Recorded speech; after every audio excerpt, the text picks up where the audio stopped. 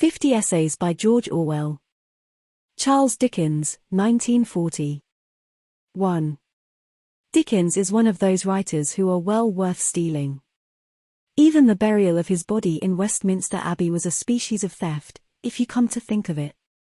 When Chesterton wrote his introductions to the Everyman edition of Dickens's works, it seemed quite natural to him to credit Dickens with his own highly individual brand of medievalism, and more recently a Marxist writer, Mr. T. A. Jackson, has made spirited efforts to turn Dickens into a bloodthirsty revolutionary.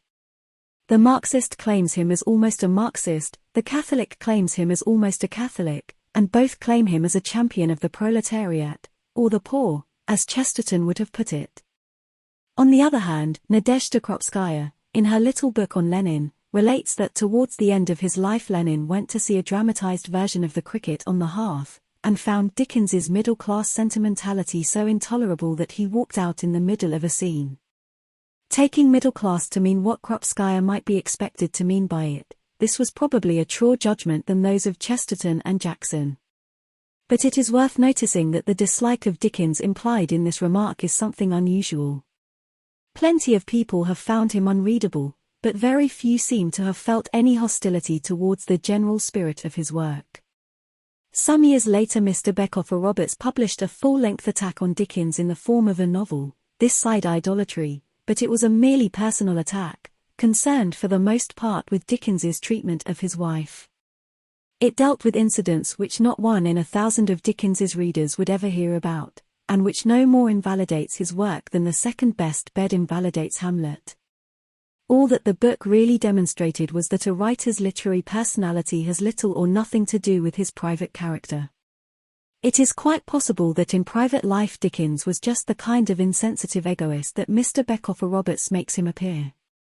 But in his published work there is implied a personality quite different from this, a personality which has won him far more friends than enemies. It might well have been otherwise, for even if Dickens was a bourgeois, he was certainly a subversive writer, a radical, one might truthfully say a rebel. Everyone who has read widely in his work has felt this. Gissing, for instance, the best of the writers on Dickens, was anything but a radical himself, and he disapproved of this strain in Dickens and wished it were not there, but it never occurred to him to deny it. In Oliver Twist, Hard Times, Bleak House, Little Dorrit, Dickens attacked English institutions with a ferocity that has never since been approached. Yet he managed to do it without making himself hated, and, more than this, the very people he attacked have swallowed him so completely that he has become a national institution himself. In its attitude towards Dickens the English public has always been a little like the elephant which feels a blow with a walking stick as a delightful tickling. Before I was 10 years old I was having Dickens ladled down my throat by schoolmasters in whom even at that age I could see a strong resemblance to Mr. Creakle, and one knows without needing to be told that lawyers delight in Sergeant Buzzfuzz and that Little Dorrit is a favourite in the Home Office. Dickens seems to have succeeded in attacking everybody and antagonizing nobody. Naturally this makes one wonder whether after all there was something unreal in his attack upon society. Where exactly does he stand, socially, morally, and politically? As usual, one can define his position more easily if one starts by deciding what he was not. In the first place he was not, as Messrs. Chesterton and Jackson seem to imply, a proletarian writer. To begin with, he does not write about the proletariat, in which he merely resembles the overwhelming majority of novelists, past and present. If you look for the working classes in fiction, and especially English fiction, all you find is a hole. This statement needs qualifying, perhaps. For reasons that are easy enough to see, the agricultural labourer, in England a proletarian, gets a fairly good showing in fiction, and a great deal has been written about criminals, derelicts and, more recently, the working-class intelligentsia. But the ordinary town proletariat, the people who make the wheels go round, have always been ignored by novelists. When they do find their way between the covers of a book, it is nearly always as objects of pity or as comic relief. The central action of Dickens's stories almost invariably takes place in middle-class surroundings. If one examines his novels in detail, one finds that his real subject matter is the London commercial bourgeoisie and their hangers-on: lawyers, clerks, tradesmen, innkeepers, small craftsmen, and servants. He has no portrait of an agricultural worker, and only one, Stephen Blackpool in Hard Times, of an industrial worker. The Plornishes in Little Dorrit are probably his best picture of a working-class family. The Peggottys, for instance, hardly belong to the working class, but on the whole he is not successful with this type of character. If you ask any ordinary reader which of Dickens's proletarian characters he can remember, the three he is almost certain to mention are Bill Sikes, Sam Weller, and Mrs. Gamp. A burglar, a valet, and a drunken midwife, not exactly a representative cross-section of the English working class. Secondly, in the ordinarily accepted sense of the word, Dickens is not a revolutionary writer. But his position here needs some defining. Whatever else Dickens may have been, he was not a hole-and-corner soul-saver, the kind of well-meaning idiot who thinks that the world will be perfect if you amend a few bylaws and abolish a few anomalies. It is worth comparing him with Charles Reade, for instance. Reade was a much better informed man than Dickens, and in some ways more public-spirited. He really hated the abuses he could understand. He showed them up in a series of novels which for all their absurdity are extremely readable, and he probably helped to alter public opinion on a few minor but important points. But it was quite beyond him to grasp that, given the existing form of society, certain evils cannot be remedied. Fasten upon this or that minor abuse, expose it, drag it into the open, bring it before a British jury, and all will be well. That is how he sees it. Dickens at any rate never imagined that you can cure pimples by cutting them off. In every page of his work one can see a consciousness that society is wrong somewhere at the root. It is when one asks which root, that one begins to grasp his position. The truth is that Dickens's criticism of society is almost exclusively moral. Hence the utter lack of any constructive suggestion anywhere in his work.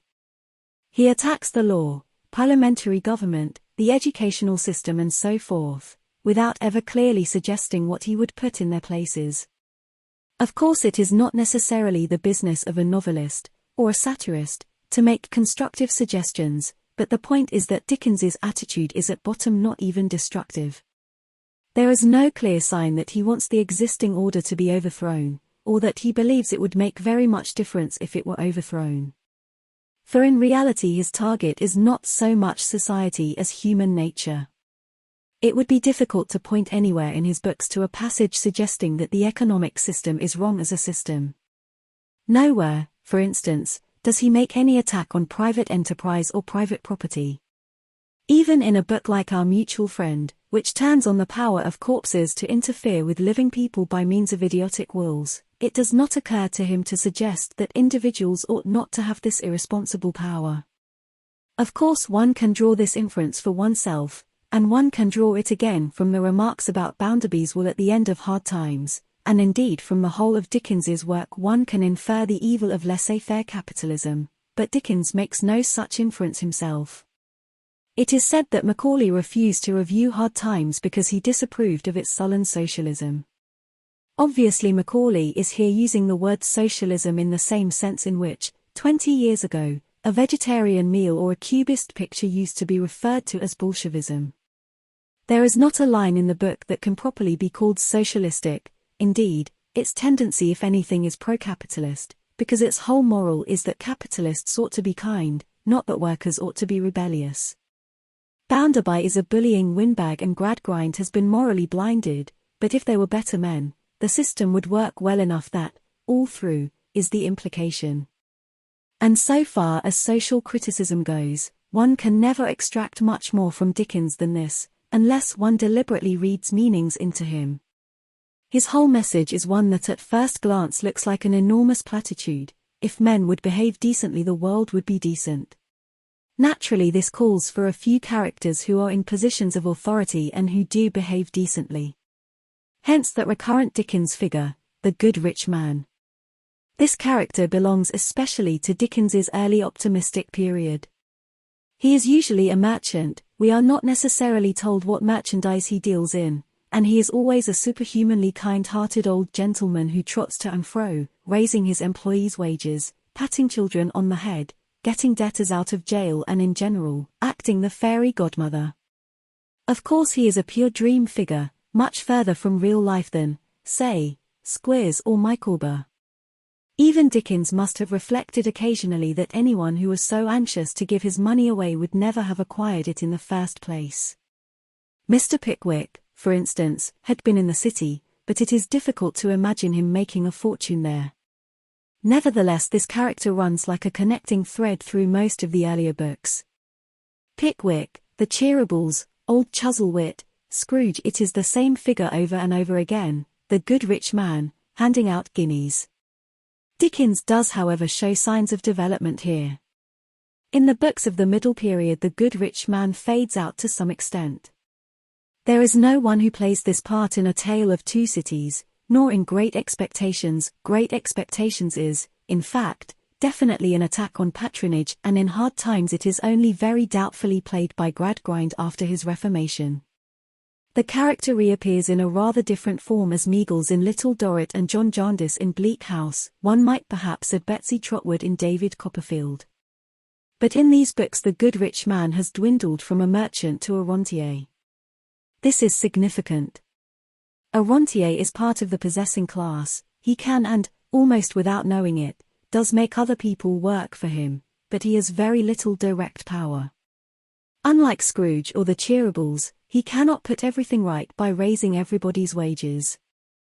The seeming inference from the rather despondent books that Dickens wrote in the 50s is that by that time he had grasped the helplessness of well-meaning individuals in a corrupt society.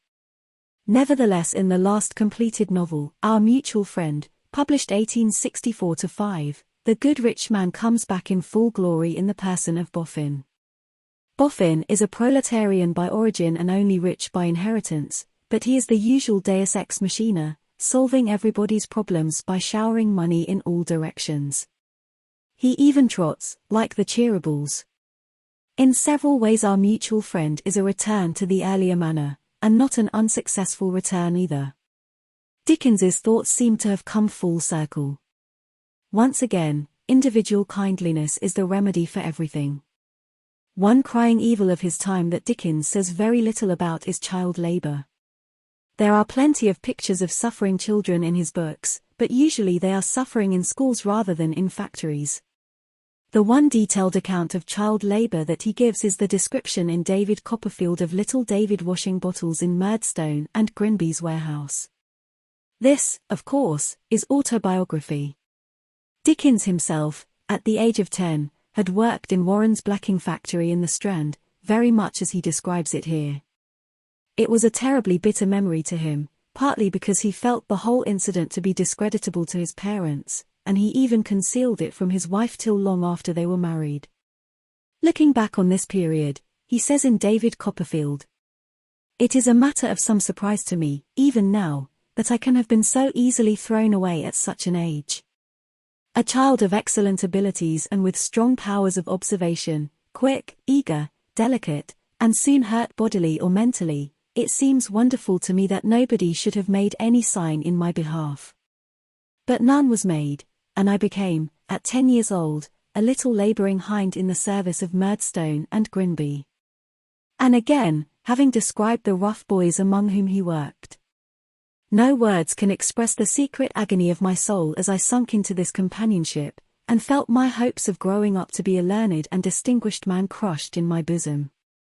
Obviously it is not David Copperfield who is speaking, it is Dickens himself. He uses almost the same words in the autobiography that he began and abandoned a few months earlier. Of course Dickens is right in saying that a gifted child ought not to work 10 hours a day pasting labels on bottles, but what he does not say is that no child ought to be condemned to such a fate, and there is no reason for inferring that he thinks it. David escapes from the warehouse, but Mick Walker and Mealy Potatoes and the others are still there, and there is no sign that this troubles Dickens particularly. As usual, he displays no consciousness that the structure of society can be changed. He despises politics, does not believe that any good can come out of Parliament. He had been a parliamentary shorthand writer, which was no doubt a disillusioning experience, and he is slightly hostile to the most hopeful movement of his day, trade unionism. In hard times, trade unionism is represented as something not much better than a racket, something that happens because employers are not sufficiently paternal. Stephen Blackpool's refusal to join the union is rather a virtue in Dickens's eyes. Also, as Mr. Jackson has pointed out, the Apprentices Association in Barnaby Rudge, to which Sim Tapatit belongs, is probably a hit at the illegal or barely legal unions of Dickens's own day, with their secret assemblies, passwords, and so forth. Obviously he wants the workers to be decently treated, but there is no sign that he wants them to take their destiny into their own hands, least of all by open violence. As it happens, Dickens deals with revolution in the narrower sense in two novels, Barnaby Rudge and A Tale of Two Cities. In Barnaby Rudge it is a case of rioting rather than revolution. The Gordon riots of 1780, though they had religious bigotry as a pretext, seem to have been little more than a pointless outburst of looting. Dickens's attitude to this kind of thing is sufficiently indicated by the fact that his first idea was to make the ringleaders of the riots three lunatics escaped from an asylum.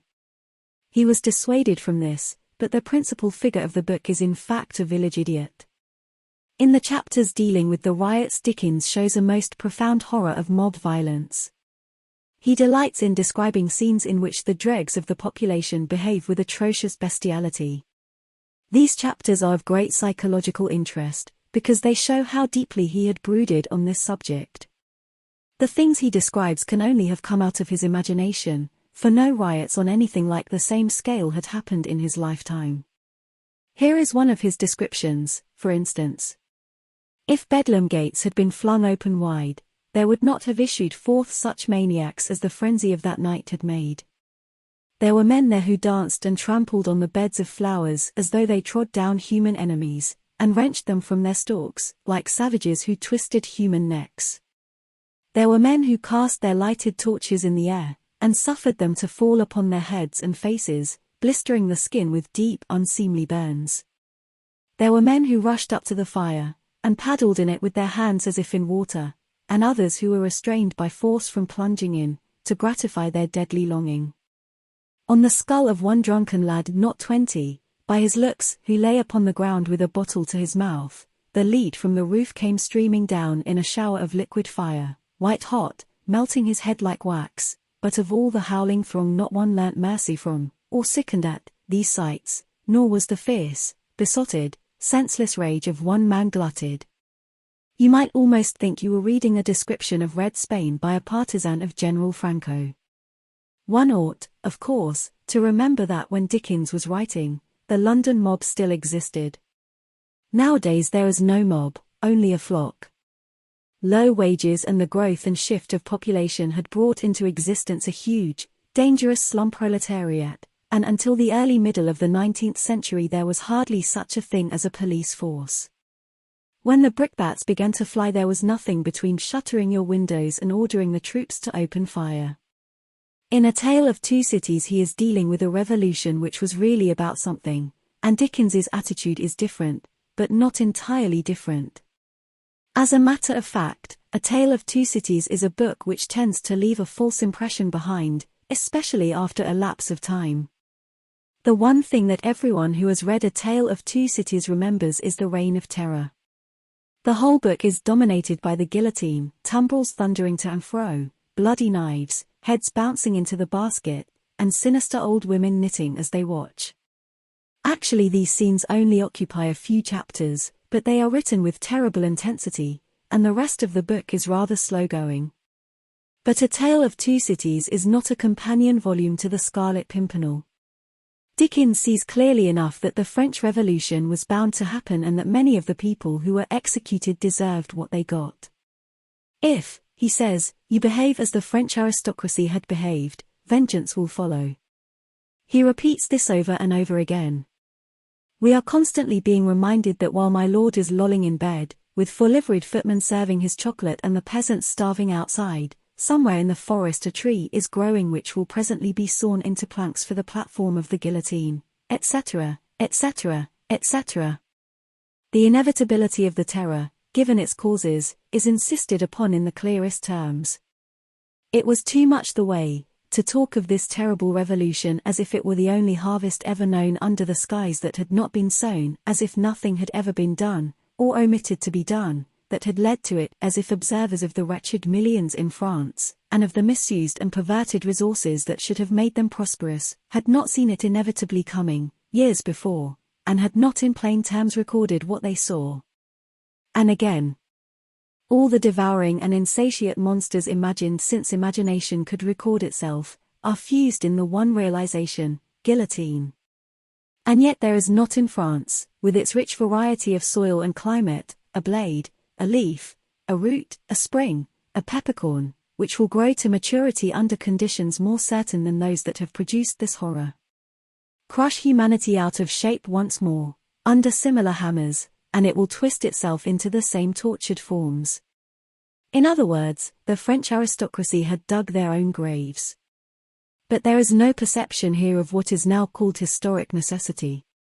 Dickens sees that the results are inevitable, given the causes, but he thinks that the causes might have been avoided. The revolution is something that happens because centuries of oppression have made the French peasantry subhuman. If the wicked nobleman could somehow have turned over a new leaf, like Scrooge, there would have been no revolution, no jacquerie, no guillotine, and so much the better. This is the opposite of the revolutionary attitude. From the revolutionary point of view, the class struggle is the main source of progress, and therefore the nobleman who robs the peasant and goads him to revolt is playing a necessary part, just as much as the Jacobin who guillotines the nobleman. Dickens never writes anywhere a line that can be interpreted as meaning this. Revolution as he sees it is merely a monster that is begotten by tyranny and always ends by devouring its own instruments. In Sidney Carton's vision at the foot of the guillotine, he foresees Defarge and the other leading spirits of the terror all perishing under the same knife, which, in fact, was approximately what happened. And Dickens is very sure that revolution is a monster. That is why everyone remembers the revolutionary scenes in A Tale of Two Cities. They have the quality of nightmare, and it is Dickens's own nightmare.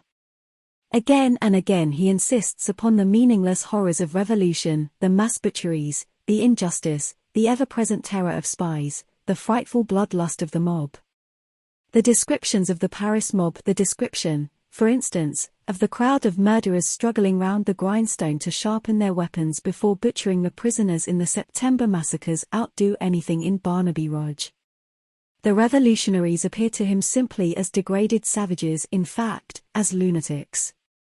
He broods over their frenzies with a curious imaginative intensity. He describes them dancing the Carmagnole, for instance. There could not be fewer than 500 people, and they were dancing like 5,000 demons. They danced to the popular revolution song, keeping a ferocious time that was like a gnashing of teeth in unison. They advanced, retreated, struck at one another's hands, clutched at one another's heads, spun round alone, caught one another, and spun around in pairs, until many of them dropped. Suddenly they stopped again, paused, struck out the time afresh, forming into lines the width of the public way, and, with their heads low down and their hands high up, swooped screaming off. No fight could have been half so terrible as this dance. It was so emphatically a fallen sport, a something, once innocent, delivered over to all devilry. He even credits some of these wretches with a taste for guillotining children.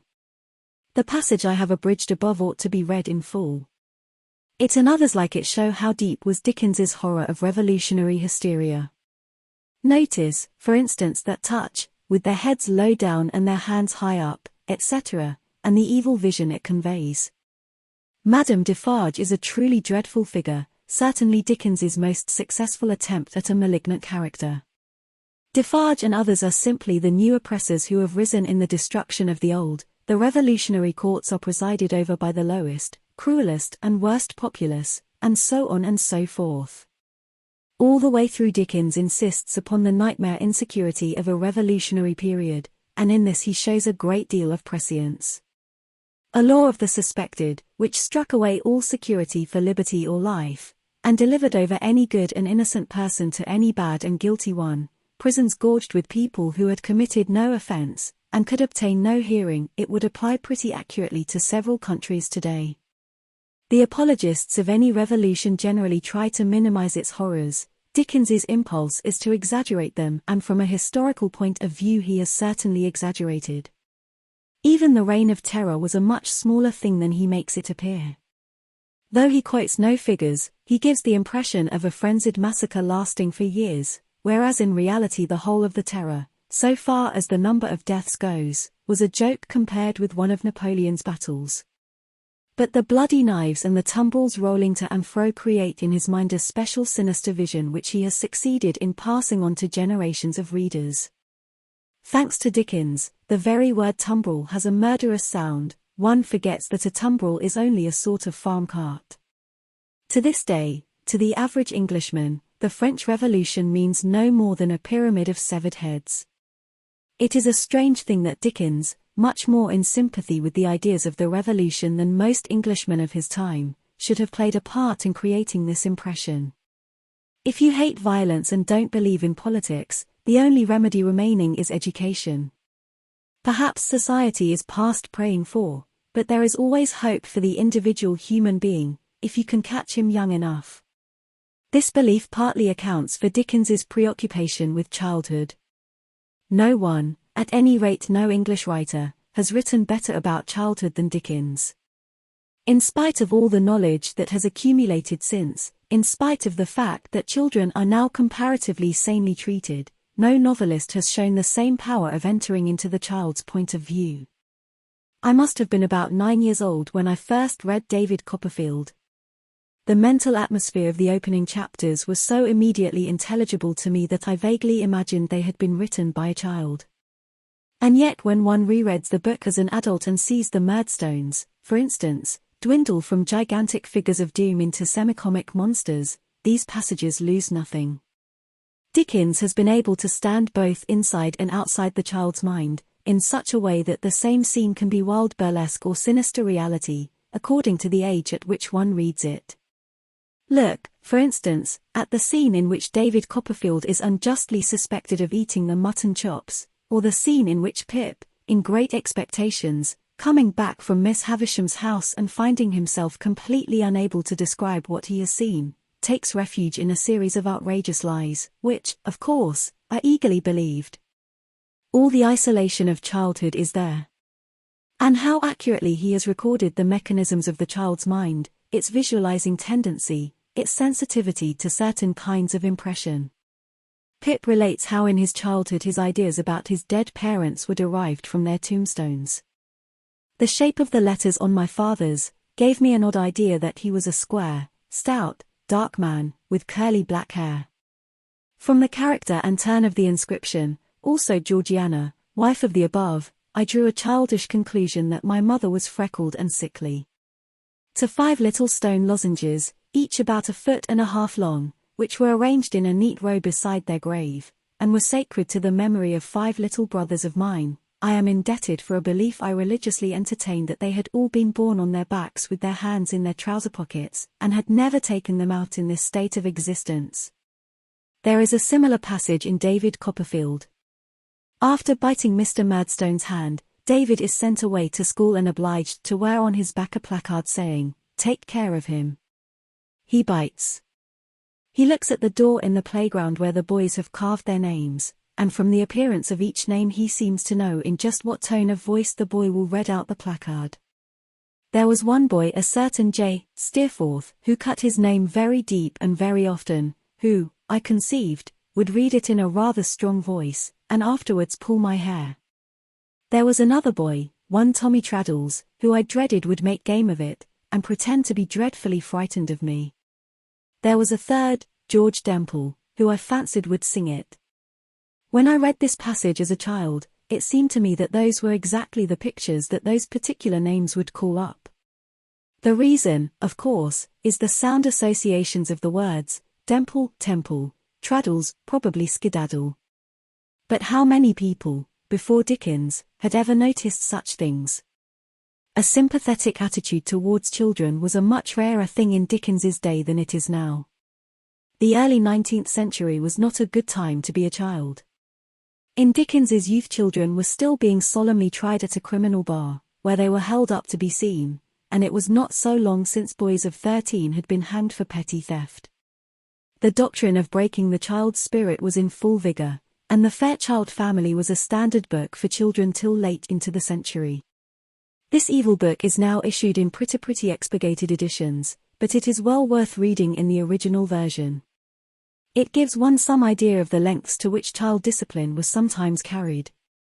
Mr. Fairchild, for instance, when he catches his children quarreling, first thrashes them, reciting Dr. Watts's "Let dogs delight to bark and bite between blows of the cane," and then takes them to spend the afternoon beneath a gibbet where the rotting corpse of a murderer is hanging.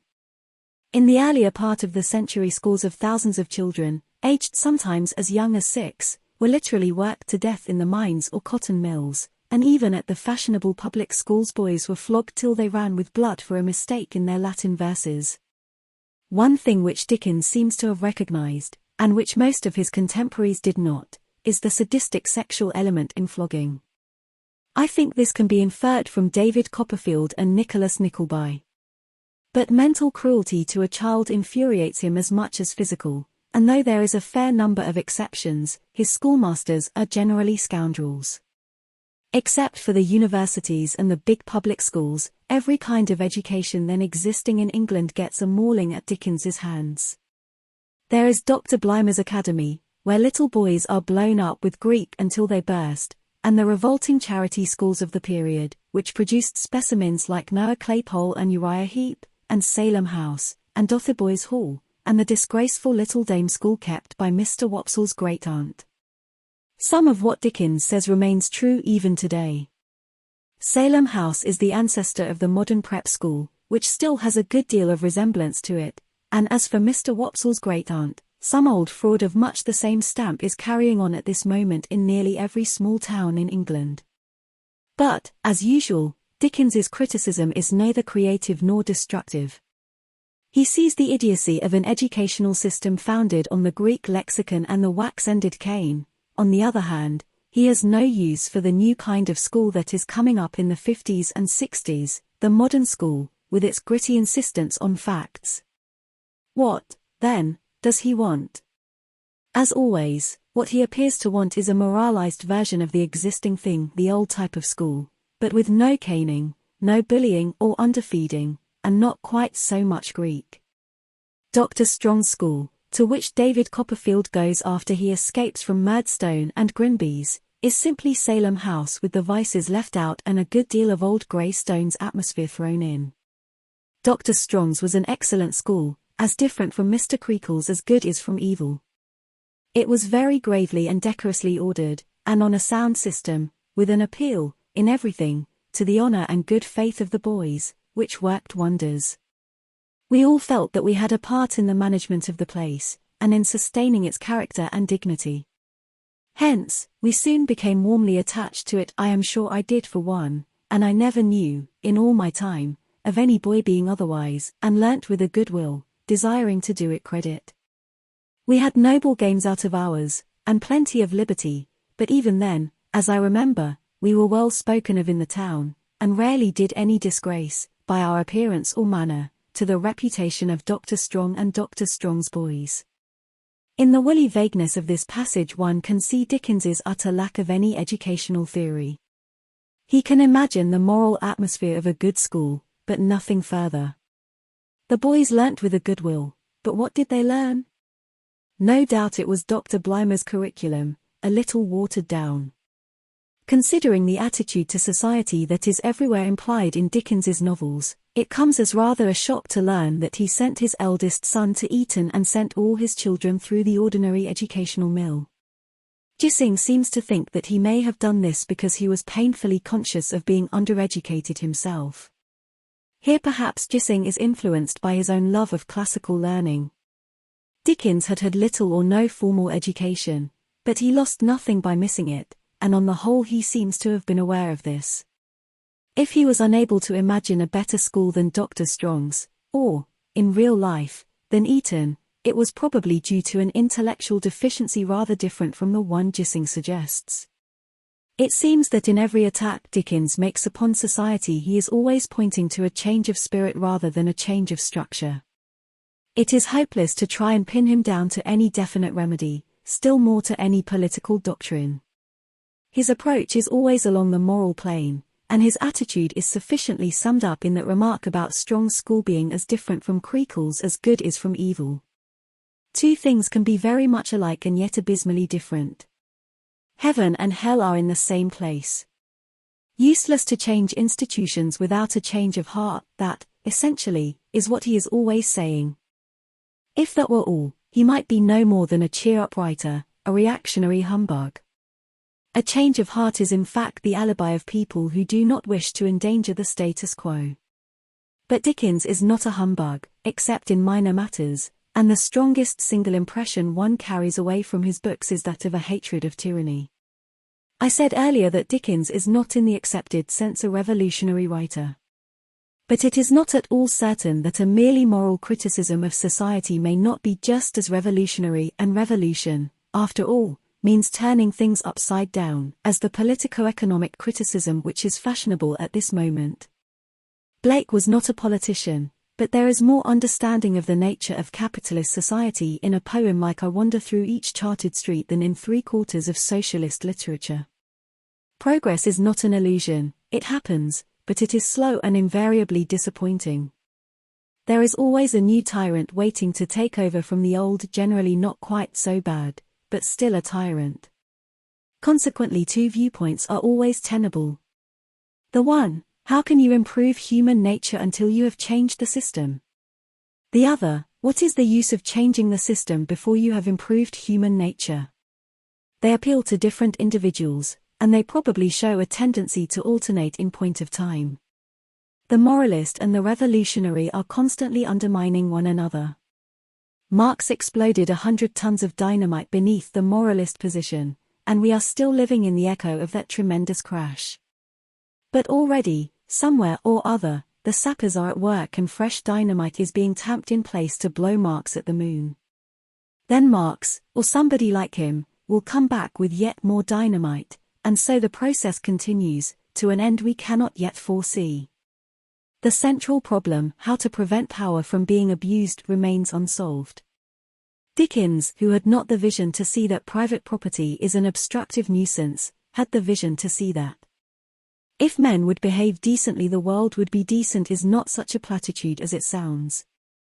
2.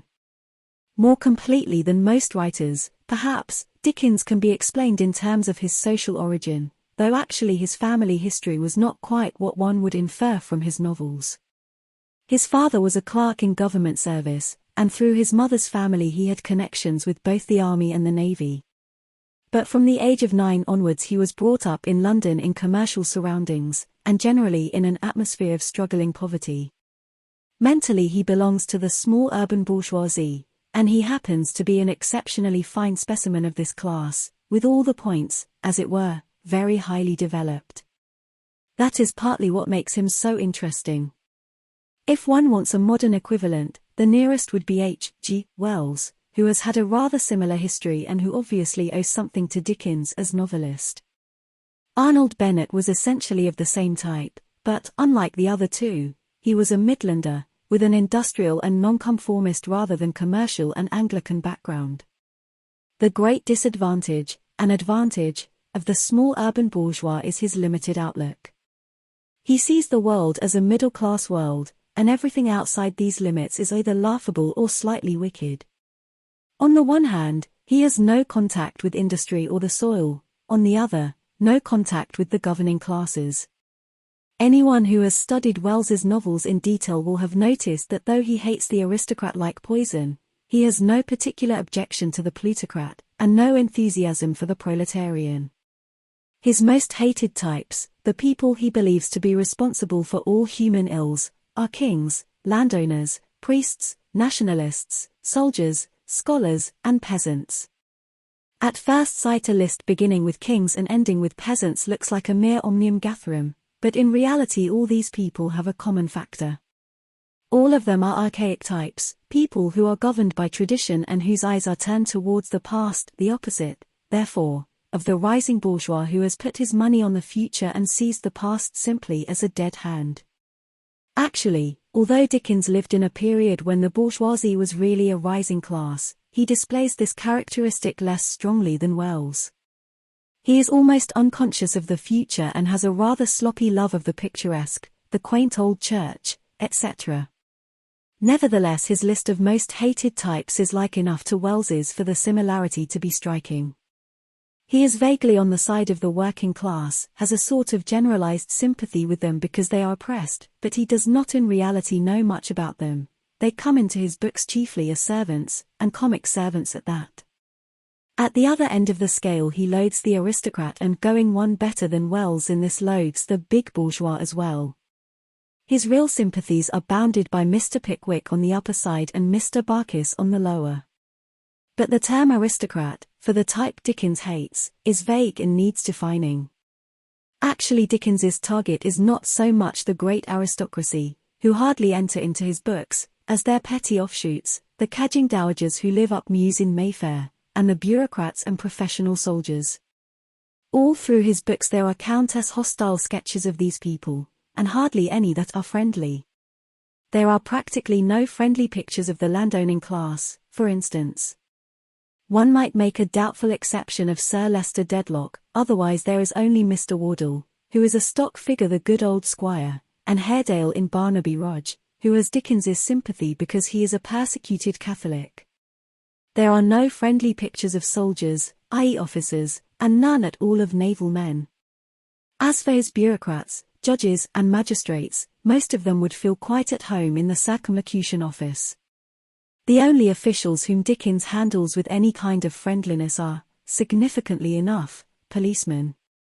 Dickens's attitude is easily intelligible to an Englishman, because it is part of the English Puritan tradition, which is not dead even at this day.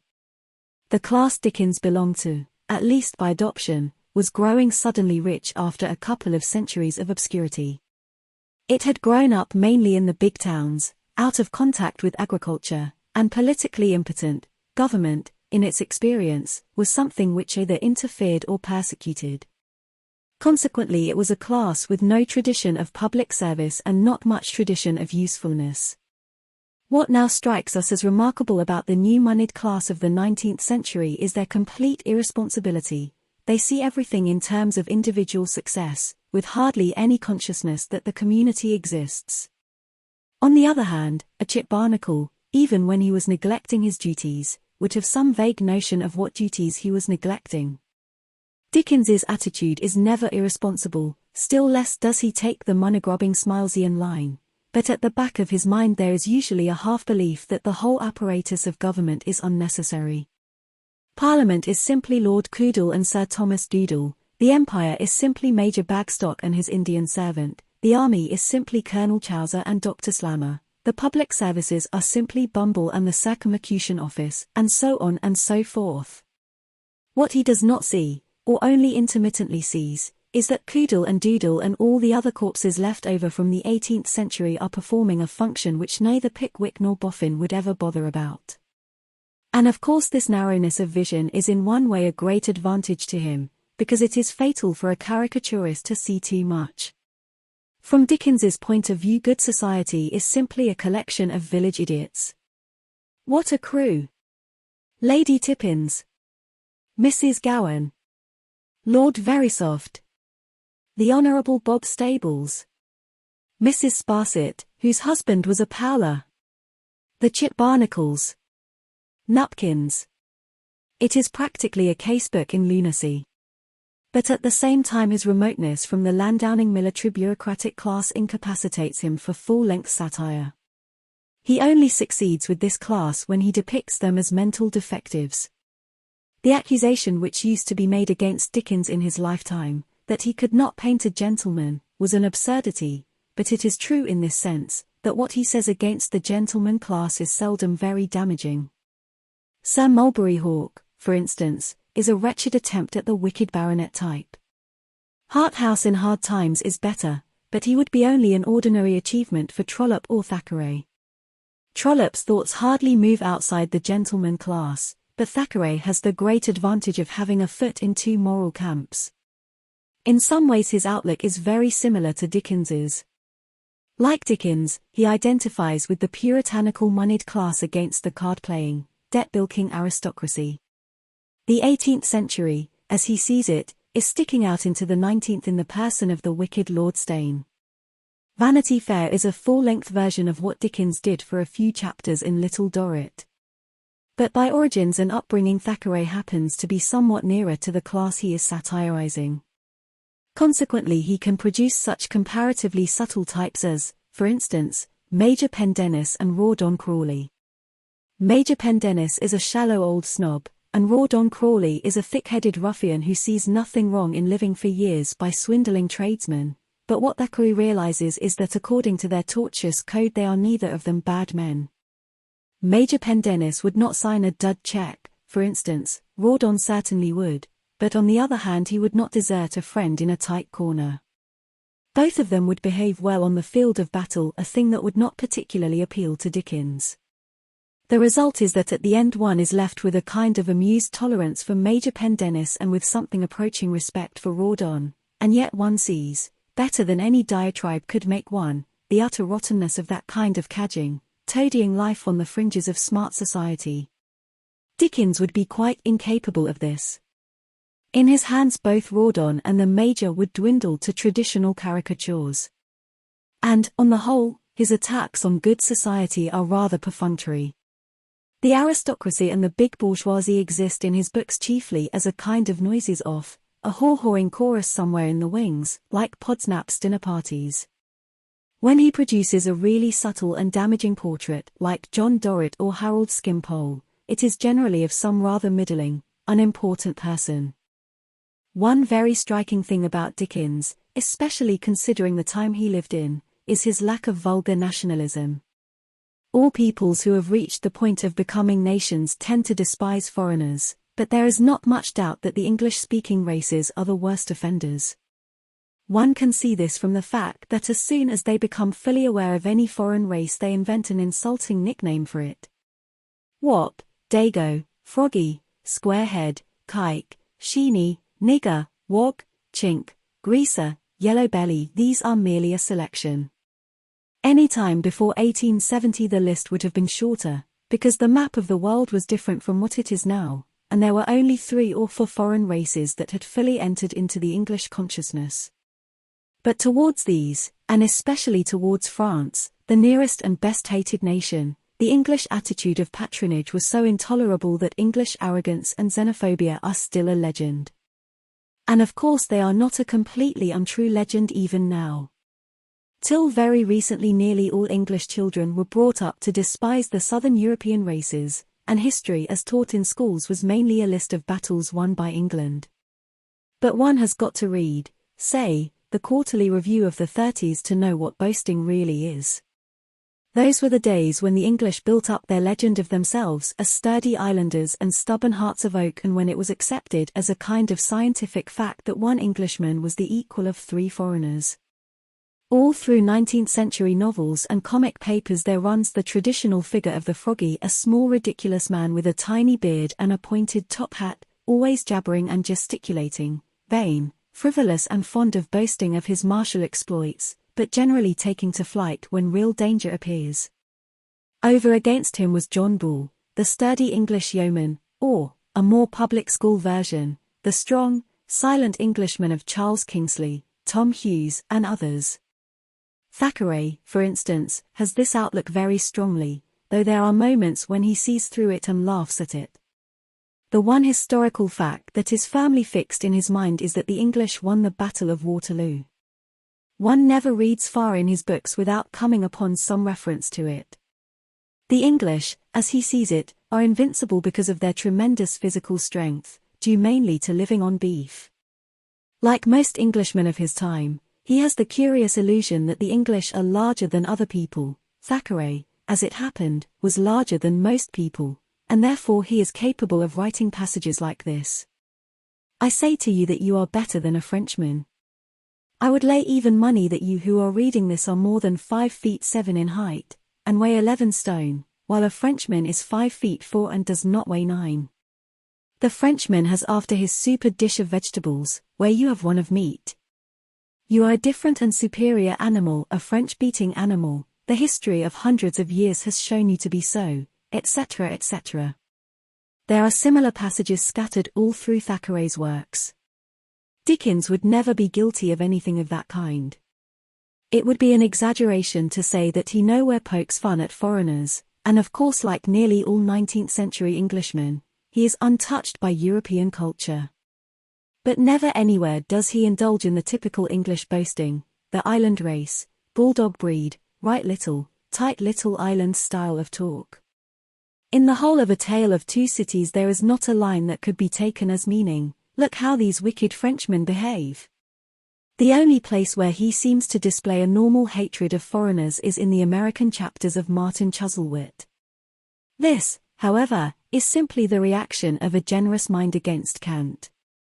If Dickens were alive today he would make a trip to Soviet Russia and come back to the book rather like Gide's Retauder Ls. But he is remarkably free from the idiocy of regarding nations as individuals. He seldom even makes jokes turning on nationality. He does not exploit the comic Irishman and the comic Welshman, for instance, and not because he objects to stock characters and ready-made jokes, which obviously he does not. It is perhaps more significant that he shows no prejudice against Jews. It is true that he takes it for granted, Oliver Twist and Great Expectations, that a receiver of stolen goods will be a Jew, which at the time was probably justified. But the Jew joke, endemic in English literature until the rise of Hitler, does not appear in his books, and in Our Mutual Friend he makes a pious though not very convincing attempt to stand up for the Jews. Dickens's lack of vulgar nationalism is in part the mark of a real largeness of mind, and in part results from his negative, rather unhelpful political attitude. He is very much an Englishman, but he is hardly aware of it. Certainly the thought of being an Englishman does not thrill him. He has no imperialist feelings, no discernible views on foreign politics, and is untouched by the military tradition. Temperamentally he is much nearer to the small nonconformist tradesman who looks down on the redcoats, and thinks that war is wicked, a one-eyed view, but after all, war is wicked. It is noticeable that Dickens hardly writes of war, even to denounce it. With all his marvelous powers of description, and of describing things he had never seen, he never describes a battle, unless one counts the attack on the Bastille in A Tale of Two Cities. Probably the subject would not strike him as interesting, and in any case he would not regard a battlefield as a place where anything worth settling could be settled. It is one up to the lower middle class, Puritan mentality. 3. Dickens had grown up near enough to poverty to be terrified of it, and in spite of his generosity of mind, he is not free from the special prejudices of the shabby-genteel. It is usual to claim him as a popular writer, a champion of the oppressed masses. So he is, so long as he thinks of them as oppressed, but there are two things that condition his attitude. In the first place, he is a South of England man, and a Cockney at that, and therefore out of touch with the bulk of the real oppressed masses, the industrial and agricultural labourers. It is interesting to see how Chesterton, another Cockney, always presents Dickens as the spokesman of the poor, without showing much awareness of who the poor really are. To Chesterton the poor means small shopkeepers and servants. Sam Weller, he says, is the great symbol in English literature of the populace peculiar to England, and Sam Weller is a valet. The other point is that Dickens's early experiences have given him a horror of proletarian roughness. He shows this unmistakably whenever he writes of the very poorest of the poor, the slum dwellers. His descriptions of the London slums are always full of undisguised repulsion. The ways were foul and narrow, the shops and houses wretched, and people half-naked, drunken, slipshod and ugly. Alleys and archways, like so many cesspools, disgorged their offences of smell, and dirt, and life, upon the straggling streets, and the whole quarter reeked with crime, and filth, and misery, etc. etc. There are many similar passages in Dickens. From them one gets the impression of whole submerged populations whom he regards as being beyond the pale. In rather the same way the modern doctrinaire socialist contemptuously writes off a large block of the population as lumpen proletariat. Dickens also shows less understanding of criminals than one would expect of him. Although he is well aware of the social and economic causes of crime, he often seems to feel that when a man has once broken the law, he has put himself outside human society. There is a chapter at the end of David Copperfield in which David visits the prison where Latimer and Uriah Heep are serving their sentences. Dickens actually seems to regard the horrible model prisons, against which Charles Reade delivered his memorable attack in It Is Never Too Late to Mend, as too humane. He complains that the food is too good. As soon as he comes up against crime or the worst depths of poverty, he shows traces of the "I've always kept myself respectable" habit of mind. The attitude of Pip, obviously the attitude of Dickens himself, towards Magwitch in Great Expectations is extremely interesting. Pip is conscious all along of his ingratitude towards Joe, but far less so of his ingratitude towards Magwitch. When he discovers that the person who has loaded him with benefits for years is actually a transported convict, he falls into frenzies of disgust.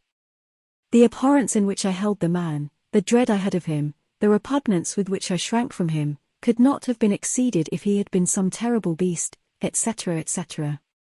So far as one can discover from the text, this is not because when Pip was a child he had been terrorized by Magwitch in the churchyard, it is because Magwitch is a criminal and a convict. There is an even more kept myself respectable touch in the fact that Pip feels as a matter of course that he cannot take Magwitch's money.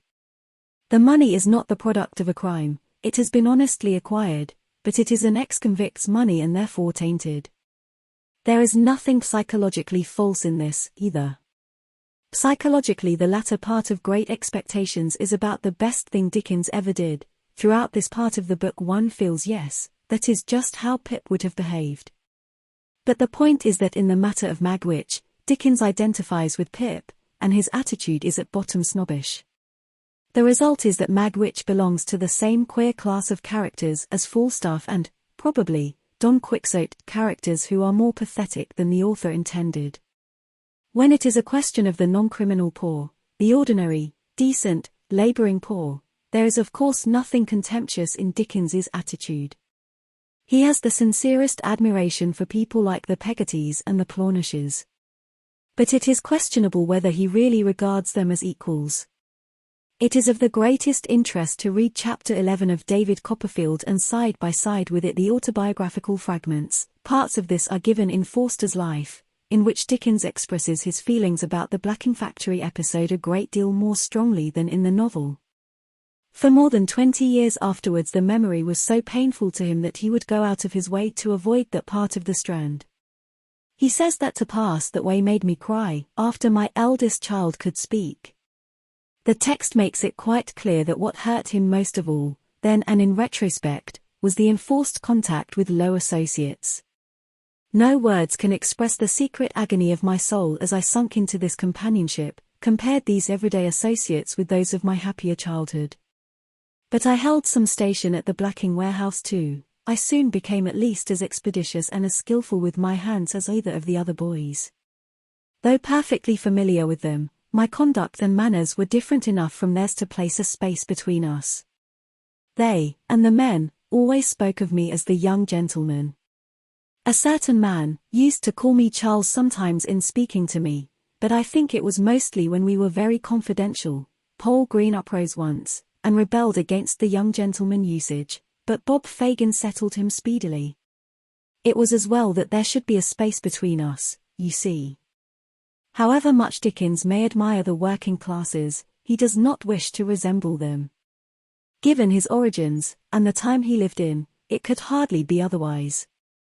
In the early 19th century class animosities may have been no sharper than they are now, but the surface differences between class and class were enormously greater. The gentleman and the common man must have seemed like different species of animal. Dickens is quite genuinely on the side of the poor against the rich, but it would be next door to impossible for him not to think of a working-class exterior as a stigma. In one of Tolstoy's fables, the peasants of a certain village judge every stranger who arrives from the state of his hands. If his palms are hard from work, they let him in; if his palms are soft, out he goes. This would be hardly intelligible to Dickens. All his heroes have soft hands. His younger heroes, Nicholas Nickleby, Martin Chuzzlewit, Edward Chester, David Copperfield, John Harmon, are usually of the type known as walking gentlemen. He likes a bourgeois exterior and a bourgeois, not aristocratic, accent. One curious symptom of this is that he will not allow anyone who is to play a heroic part to speak like a working man. A comic hero like Sam Weller, or a merely pathetic figure like Stephen Blackpool, can speak with a broad accent, but the jeune premier always speaks the equivalent of BBC. This is so, even when it involves absurdities. Little Pip, for instance, is brought up by people speaking broad Essex, but talks upper-class English from his earliest childhood. Actually, he would have talked the same dialect as Jo, or at least as Mrs. Gorgory. So also with Biddy Wopsle, Lizzie Hexam, Sissy Jupe, Oliver Twist. One ought perhaps to add Little Dorrit. Even Rachel in Hard Times has barely a trace of Lancashire accent, an impossibility in her case. One thing that often gives the clue to a novelist's real feelings on the class question is the attitude he takes up when class collides with sex.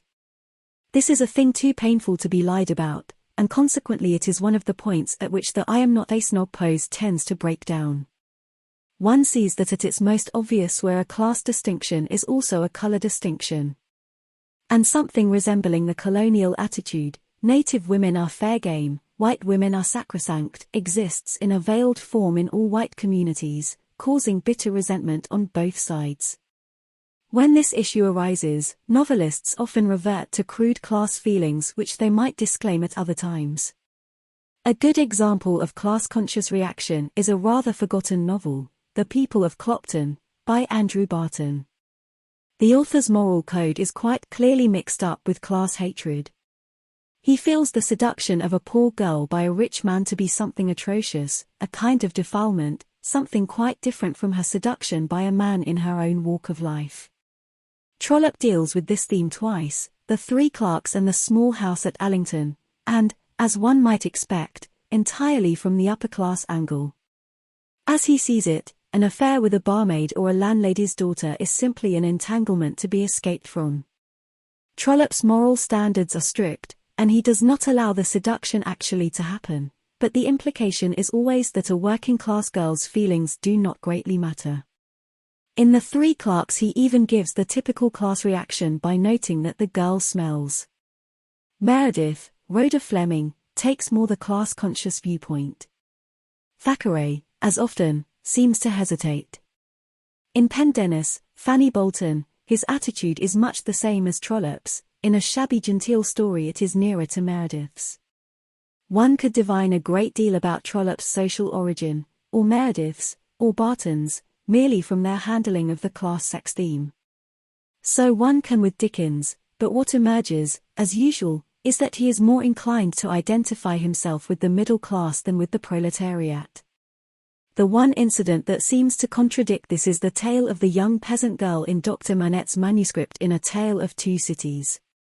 This, however, is merely a costume piece put in to explain the implacable hatred of Madame Defarge, which Dickens does not pretend to approve of. In David Copperfield, where he is dealing with a typical 19th-century seduction, the class issue does not seem to strike him as paramount. It is a law of Victorian novels that sexual misdeeds must not go unpunished, and so Steerforth is drowned on Yarmouth Sands, but neither Dickens, nor old Peggotty, nor even Ham, seems to feel that Steerforth has added to his offence by being the son of rich parents. The Steerforths are moved by class motives, but the Peggottys are not even in the scene between Mrs. Steerforth and old Peggotty. If they were, of course, they would probably turn against David as well as against Steerforth. In Our Mutual Friend, Dickens treats the episode of Eugene Wrayburn and Lizzie Hexam very realistically and with no appearance of class bias. According to the Unhand Me, Monster, tradition, Lizzie ought either to spurn Eugene or to be ruined by him and throw herself off Waterloo Bridge. Eugene ought to be either a heartless betrayer or a hero resolved upon defying society. Neither behaves in the least like this. Lizzie is frightened by Eugene's advances and actually runs away from him, but hardly pretends to dislike them. Eugene is attracted by her, has too much decency to attempt seducing her and dare not marry her because of his family. Finally they are married and no one is any the worse, except Mrs. Twemlow, who will lose a few dinner engagements. It is all very much as it might have happened in real life. But a class-conscious novelist would have given her to Bradley Headstone. But when it is the other way about, when it is a case of a poor man aspiring to some woman who is above him, Dickens instantly retreats into the middle-class attitude. He is rather fond of the Victorian notion of a woman with a capital W, being above a man. Pip feels that Estella is above him, Esther Summerson is above Guppy, Little Dorrit is above John Chivery, Lucy Manette is above Sidney Carton. In some of these the aboveness is merely moral, but in others it is social. There is a scarcely mistakable class reaction when David Copperfield discovers that Uriah Heep is plotting to marry Agnes Wickfield. The disgusting Uriah suddenly announces that he is in love with her. "Oh, Master Copperfield, with what a pure affection do I love the ground my Agnes walks on. I believe I had the delirious idea of seizing the red-hot poker out of the fire, and running him through with it. It went from me with a shock, like a ball fired from a rifle, but the image of Agnes, outraged by so much as a thought of this red-headed animal's, remained in my mind, when I looked at him, sitting all awry as if his mean soul griped his body, and made me giddy. I believe Agnes Wickfield to be as far above you," David says later on, "and as far removed from all your aspirations, as the moon herself." Considering how Heap's general lowness, his servile manners, dropped H's, and so forth, has been rubbed in throughout the book, there is not much doubt about the nature of Dickens's feelings.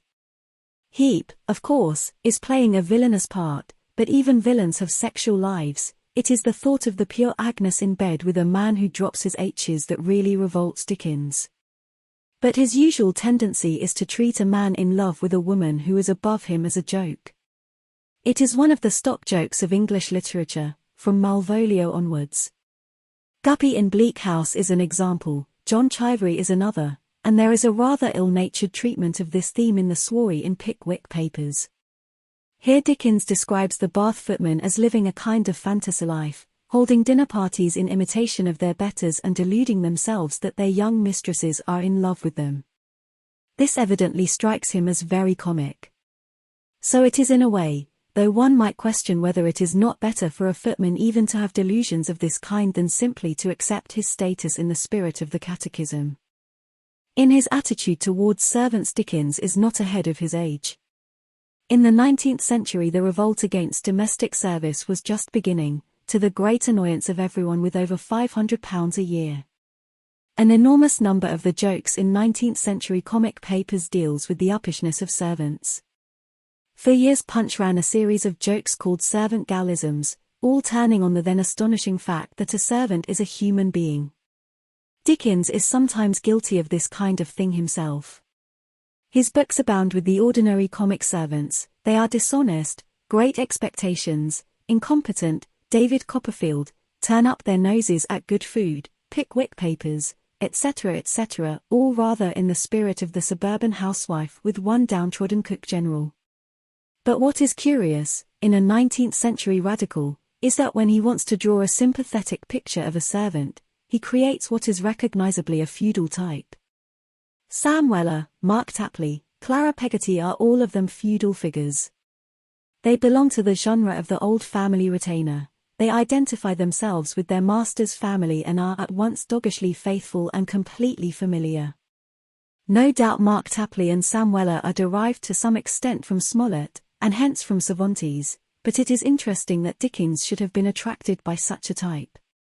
Sam Weller's attitude is definitely medieval.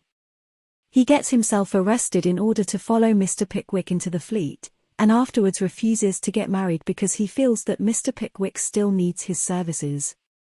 There is a characteristic scene between them. Wages or no wages, board or no board, lodgin' or no lodgin', Sam Weller, as you took from the old inn in the borough, sticks by you, come what may. My good fellow, said Mr. Pickwick, when Mr. Weller had sat down again, rather abashed at his own enthusiasm, you are bound to consider the young woman also. I do consider the young 'ooman, sir, said Sam. I have considered the young 'ooman. I've spoke to her. I've told her how I'm situated, she's ready to wait till I'm ready, and I believe she will. If she don't, she's not the young woman I take her for, and I give up with readiness. It is easy to imagine what the young woman would have said to this in real life. But notice the feudal atmosphere. Sam Weller is ready as a matter of course to sacrifice years of his life to his master, and he can also sit down in his master's presence. A modern manservant would never think of doing either. Dickens's views on the servant question do not get much beyond wishing that master and servant would love one another. Sloppy in Our Mutual Friend, though a wretched failure as a character, represents the same kind of loyalty as Sam Weller. Such loyalty, of course, is natural, human, and likable, but so was feudalism. What Dickens seems to be doing, as usual, is to reach out for an idealized version of the existing thing. He was writing at a time when domestic service must have seemed a completely inevitable evil. There were no labor-saving devices, and there was huge inequality of wealth. It was an age of enormous families, pretentious meals, and inconvenient houses, when the slavey drudging 14 hours a day in the basement kitchen was something too normal to be noticed. And given the fact of servitude, the feudal relationship is the only tolerable one. Sam Weller and Mark Tapley are dream figures, no less than the Cheerables. If there have got to be masters and servants, how much better that the master should be Mr. Pickwick and the servant should be Sam Weller. Better still, of course, if servants did not exist at all, but this Dickens is probably unable to imagine. Without a high level of mechanical development, human equality is not practically possible. Dickens goes to show that it is not imaginable either. 4. It is not merely a coincidence that Dickens never writes about agriculture and writes endlessly about food. He was a Cockney, and London is the centre of the earth in rather the same sense that the belly is the centre of the body. It is a city of consumers, of people who are deeply civilized but not primarily useful. A thing that strikes one when one looks below the surface of Dickens's books is that, as 19th-century novelists go, he is rather ignorant. He knows very little about the way things really happen. At first sight this statement looks flatly untrue and it needs some qualification. Dickens had had vivid glimpses of low life in a debtor's prison, for example, and he was also a popular novelist and able to write about ordinary people. So were all the characteristic English novelists of the 19th century. They felt at home in the world they lived in, whereas a writer nowadays is so hopelessly isolated that the typical modern novel is a novel about a novelist. Even when Joyce, for instance, spends a decade or so in patient efforts to make contact with the common man, his common man finally turns out to be a Jew, and a bit of a highbrow at that. Dickens at least does not suffer from this kind of thing. He has no difficulty in introducing the common motives, love, ambition, avarice, vengeance, and so forth. What he does not noticeably write about, however, is work. In Dickens's novels anything in the nature of work happens off stage. The only one of his heroes who has a plausible profession is David Copperfield, who is first a shorthand writer and then a novelist, like Dickens himself. With most of the others, the way they earn their living is very much in the background. Pip, for instance, goes into businesses in Egypt, we are not told what business, and Pip's working life occupies about half a page of the book. Clennam has been in some unspecified business in China, and later goes into another barely specified business with Joyce. Martin Chuzzlewit is an architect, but does not seem to get much time for practicing. In no case do their adventures spring directly out of their work. Here the contrast between Dickens and, say, Trollope is startling. And one reason for this is undoubtedly that Dickens knows very little about the professions his characters are supposed to follow. What exactly went on in Gradgrin's factories? How did Podsnap make his money? How did Merdle work his swindles? One knows that Dickens could never follow up the details of parliamentary elections and stock exchange rackets as Trollope could. As soon as he has to deal with trade, finance, industry or politics he takes refuge in vagueness, or in satire. This is the case even with legal processes, about which actually he must have known a good deal. Compare any lawsuit in Dickens with the lawsuit in Orley Farm, for instance. And this partly accounts for the needless ramifications of Dickens's novels, the awful Victorian plot. It is true that not all his novels are alike in this. A Tale of Two Cities is a very good and fairly simple story, and so in its different ways is Hard Times, but these are just the two which are always rejected as not like Dickens, and incidentally they were not published in monthly numbers. The two first-person novels are also good stories, apart from their subplots. But the typical Dickens novel, Nicholas Nickleby, Oliver Twist, Martin Chuzzlewit, Our Mutual Friend, always exists round a framework of melodrama. The last thing anyone ever remembers about the books is their central story. On the other hand, I suppose no one has ever read them without carrying the memory of individual pages to the day of his death. Dickens sees human beings with the most intense vividness, but sees them always in private life, as characters, not as functional members of society, that is to say, he sees them statically. Consequently, his greatest success is the Pickwick Papers, which is not a story at all, merely a series of sketches. There is little attempt at development, the characters simply go on, behaving like idiots, in a kind of eternity. As soon as he tries to bring his characters into action, the melodrama begins. He cannot make the action revolve round their ordinary occupations, hence the crossword puzzle of coincidences, intrigues, murders, disguises, buried wills, long-lost brothers, etc. etc. In the end even people like Squeers and Micawber get sucked into the machinery. Of course it would be absurd to say that Dickens is a vague or merely melodramatic writer. Much that he wrote is extremely factual, and in the power of evoking visual images he has probably never been equaled. When Dickens has once described something you see it for the rest of your life. But in a way the concreteness of his vision is a sign of what he is missing. For, after all, that is what the merely casual onlooker always sees, the outward appearance, the non-functional, the surfaces of things. No one who is really involved in the landscape ever sees the landscape. Wonderfully as he can describe an appearance, Dickens does not often describe a process. The vivid pictures that he succeeds in leaving in one's memory are nearly always the pictures of things seen in leisure moments, in the coffee rooms of country inns or through the windows of a stagecoach. The kind of things he notices are in signs, brass door knockers, painted jugs, the interiors of shops and private houses, clothes, faces and, above all, food. Everything is seen from the consumer angle. When he writes about Cokestown he manages to evoke, in just a few paragraphs, the atmosphere of a Lancashire town as a slightly disgusted southern visitor would see it.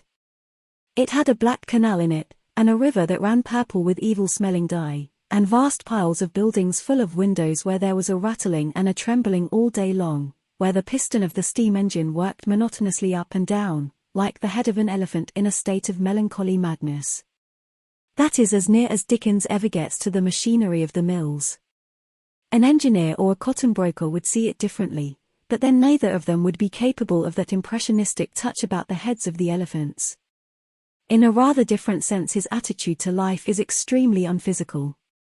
He is a man who lives through his eyes and ears rather than through his hands and muscles. Actually his habits were not so sedentary as this seems to imply. In spite of rather poor health and physique, he was active to the point of restlessness. Throughout his life he was a remarkable walker, and he could at any rate carpenter well enough to put up stage scenery. But he was not one of those people who feel a need to use their hands. It is difficult to imagine him digging at a cabbage patch, for instance. He gives no evidence of knowing anything about agriculture, and obviously knows nothing about any kind of game or sport. He has no interest in pugilism, for instance. Considering the age in which he was writing, it is astonishing how little physical brutality there is in Dickens's novels. Martin Chuzzlewit and Mark Tapley, for instance, behave with the most remarkable mildness towards the Americans who are constantly menacing them with revolvers and bowie knives. The average English or American novelist would have had them handing out socks on the jaw and exchanging pistol shots in all directions. Dickens is too decent for that. He sees the stupidity of violence, and he also belongs to a cautious urban class which does not deal in socks on the jaw, even in theory. And his attitude towards sport is mixed up with social feelings. In England, for mainly geographical reasons, sport, especially field sports, and snobbery are inextricably mingled. English socialists are often flatly incredulous when told that Lenin, for instance, was devoted to shooting. In their eyes, shooting, hunting, etc., are simply snobbish observances of the landed gentry. They forget that these things might appear differently in a huge virgin country like Russia. From Dickens's point of view, almost any kind of sport is at best a subject for satire. Consequently, one side of 19th century life, the boxing, racing, cockfighting, badger digging, poaching, rat-catching side of life, so wonderfully embalmed in Leech's illustrations to Surtees, is outside his scope. What is more striking, in a seemingly progressive radical, is that he is not mechanically minded. He shows no interest either in the details of machinery or in the things machinery can do. As Gissing remarks, Dickens nowhere describes a railway journey with anything like the enthusiasm he shows in describing journeys by stagecoach. In nearly all of his books one has a curious feeling that one is living in the first quarter of the 19th century, and in fact, he does tend to return to this period. Little Dorrit, written in the middle 50s, deals with the late 20s, Great Expectations, 1861, is not dated, but evidently deals with the 20s and 30s. Several of the inventions and discoveries which have made the modern world possible, the electric telegraph, the breech-loading gun, india-rubber, coal gas, wood pulp paper, first appeared in Dickens's lifetime, but he scarcely notes them in his books. Nothing is queerer than the vagueness with which he speaks of Joyce's invention in Little Dorrit. It is represented as something extremely ingenious and revolutionary, of great importance to his country and his fellow creatures, and it is also an important minor link in the book, yet we are never told what the invention is. On the other hand, Joyce's physical appearance is hit off with the typical Dickens touch. He has a peculiar way of moving his thumb, a way characteristic of engineers. After that, Joyce is firmly anchored in one's memory, but, as usual, Dickens has done it by fastening on something external. There are people, Tennyson is an example, who lack the mechanical faculty but can see the social possibilities of machinery. Dickens has not this stamp of mind. He shows very little consciousness of the future. When he speaks of human progress, it is usually in terms of moral progress, men growing better. Probably he would never admit that men are only as good as their technical development allows them to be. At this point the gap between Dickens and his modern analogue, H.G. Wells, is at its widest. Wells wears the future round his neck like a millstone, but Dickens's unscientific cast of mind is just as damaging in a different way. What it does is to make any positive attitude more difficult for him. He is hostile to the feudal, agricultural past and not in real touch with the industrial present. Well, then, all that remains is the future, meaning science, progress, and so forth, which hardly enters into his thoughts. Therefore, while attacking everything in sight, he has no definable standard of comparison. As I have pointed out already, he attacks the current educational system with perfect justice, and yet, after all, he has no remedy to offer except kindlier schoolmasters. Why did he not indicate what a school might have been? Why did he not have his own sons educated according to some plan of his own, instead of sending them to public schools to be stuffed with Greek? Because he lacked that kind of imagination. He has an infallible moral sense, but very little intellectual curiosity. And here one comes upon something which really is an enormous deficiency in Dickens, something that really does make the 19th century seem remote from us, that he has no idea of work. With the doubtful exception of David Copperfield, merely Dickens himself, one cannot point to a single one of his central characters who is primarily interested in his job. His heroes work in order to make a living and to marry the heroine, not because they feel a passionate interest in one particular subject. Martin Chuzzlewit, for instance, is not burning with zeal to be an architect. He might just as well be a doctor or a barrister. In any case, in the typical Dickens novel, the Deus Ex Machina enters with a bag of gold in the last chapter and the hero is absolved from further struggle. The feeling, this is what I came into the world to do. Everything else is uninteresting. I will do this even if it means starvation, which turns men of differing temperaments into scientists, inventors, artists, priests, explorers, and revolutionaries. This motif is almost entirely absent from Dickens's books. He himself, as is well known, worked like a slave and believed in his work as few novelists have ever done. But there seems to be no calling except novel writing, and perhaps acting, towards which he can imagine this kind of devotion. And, after all, it is natural enough, considering his rather negative attitude towards society. In the last resort there is nothing he admires except common decency. Science is uninteresting and machinery is cruel and ugly, the heads of the elephants. Business is only for ruffians like Bounderby. As for politics, leave that to the chip barnacles. Really there is no objective except to marry the heroine, settle down, live solvently and be kind. And you can do that much better in private life. Here, perhaps, one gets a glimpse of Dickens's secret imaginative background. What did he think of as the most desirable way to live? When Martin Chuzzlewit had made it up with his uncle, when Nicholas Nickleby had married money, when John Harmon had been enriched by Boffin, what did they do? The answer evidently is that they did nothing. Nicholas Nickleby invested his wife's money with the Cheerables and became a rich and prosperous merchant, but as he immediately retired into Devonshire, we can assume that he did not work very hard. Mr. and Mrs. Snodgrass purchased and cultivated a small farm, more for occupation than profit. That is the spirit in which most of Dickens's books end, a sort of radiant idleness.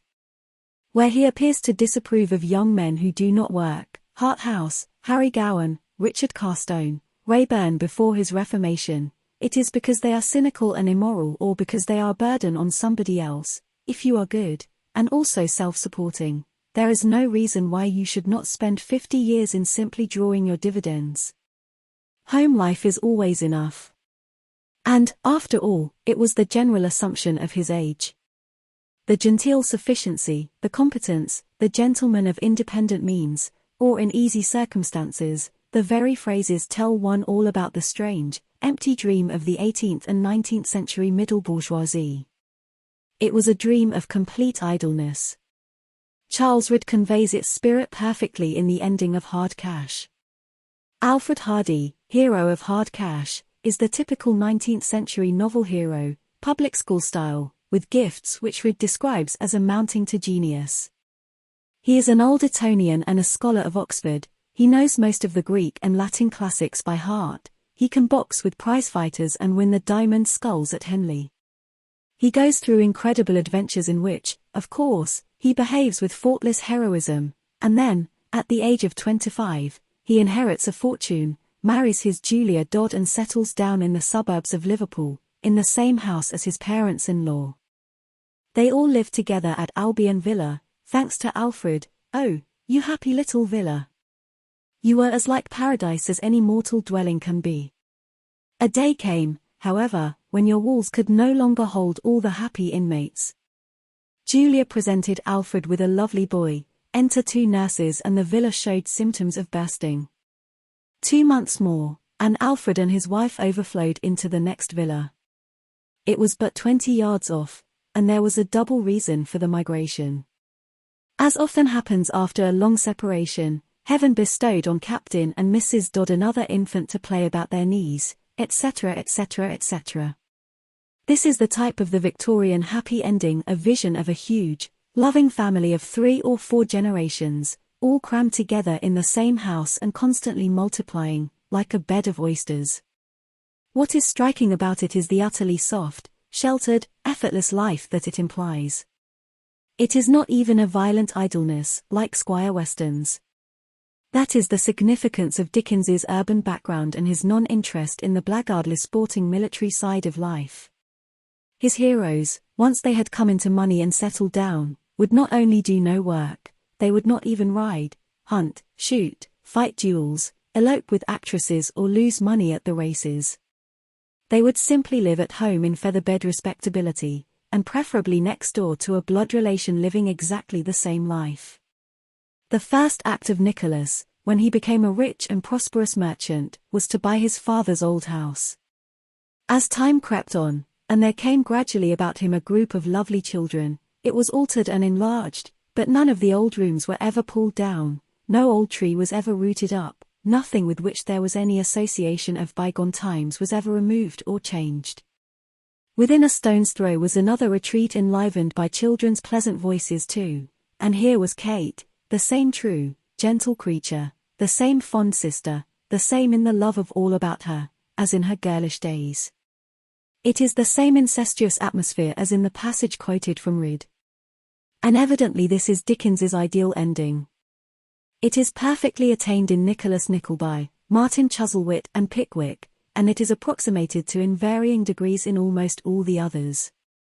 The exceptions are Hard Times and Great Expectations. The latter actually has a happy ending, but it contradicts the general tendency of the book, and it was put in at the request of Bulwer-Lytton. The ideal to be striven after, then, appears to be something like this: £100,000, a quaint old house with plenty of ivy on it, a sweetly womanly wife, a horde of children, and no work. Everything is safe, soft, peaceful and, above all, domestic. In the moss-grown churchyard down the road are the graves of the loved ones who passed away before the happy ending happened. The servants are comic and feudal, the children prattle round your feet, the old friends sit at your fireside, talking of past days. There is the endless succession of enormous meals, the cold punch and sherry negus, the feather beds and warming pans, the Christmas parties with charades and blind man's buff, but nothing ever happens, except the yearly childbirth. The curious thing is that it is a genuinely happy picture, or so Dickens is able to make it appear. The thought of that kind of existence is satisfying to him. This alone would be enough to tell one that more than 100 years have passed since Dickens's first book was written. No modern man could combine such purposelessness with so much vitality. By this time anyone who is a lover of Dickens, and who has read as far as this, will probably be angry with me. I have been discussing Dickens simply in terms of his message, and almost ignoring his literary qualities. But every writer, especially every novelist, has a message, whether he admits it or not, and the minutest details of his work are influenced by it. All art is propaganda. Neither Dickens himself nor the majority of Victorian novelists would have thought of denying this. On the other hand, not all propaganda is art. As I said earlier, Dickens is one of those writers who are felt to be worth stealing. He has been stolen by Marxists, by Catholics and, above all, by conservatives. The question is, what is there to steal? Why does anyone care about Dickens? Why do I care about Dickens? That kind of question is never easy to answer. As a rule, an aesthetic preference is either something inexplicable or it is so corrupted by non-aesthetic motives as to make one wonder whether the whole of literary criticism is not a huge network of humbug. In Dickens's case, the complicating factor is his familiarity. He happens to be one of those great authors who are ladled down everyone's throat in childhood. At the time this causes rebellion and vomiting, but it may have different after-effects in later life. For instance, nearly everyone feels a sneaking affection for the patriotic poems that he learned by heart as a child, Ye Mariners of England, The Charge of the Light Brigade and so forth. What one enjoys is not so much the poems themselves as the memories they call up. And with Dickens the same forces of association are at work. Probably there are copies of one or two of his books lying about in an actual majority of English homes. Many children begin to know his characters by sight before they can even read, for on the whole Dickens was lucky in his illustrators. A thing that is absorbed as early as that does not come up against any critical judgment. And when one thinks of this, one thinks of all that is bad and silly in Dickens, the cast-iron plots, the characters who don't come off, the longueurs, the paragraphs in blank verse, the awful pages of pathos. And then the thought arises, when I say I like Dickens, do I simply mean that I like thinking about my childhood? Is Dickens merely an institution? If so, he is an institution that there is no getting away from. How often one really thinks about any writer, even a writer one cares for, is a difficult thing to decide, but I should doubt whether anyone who has actually read Dickens can go a week without remembering him in one context or another. Whether you approve of him or not, he is there, like the Nelson column. At any moment some scene or character, which may come from some book you cannot even remember the name of, is liable to drop into your mind. Micawber's letters. Winkle in the witness box. Mrs. Gamp. Mrs. Whittertley and Sir Tumley Snuffim. Todgers's. George Gissing said that when he passed the monument it was never of the fire of London that he thought, always of Todgers's. Mrs. Leo Hunter. Squeers.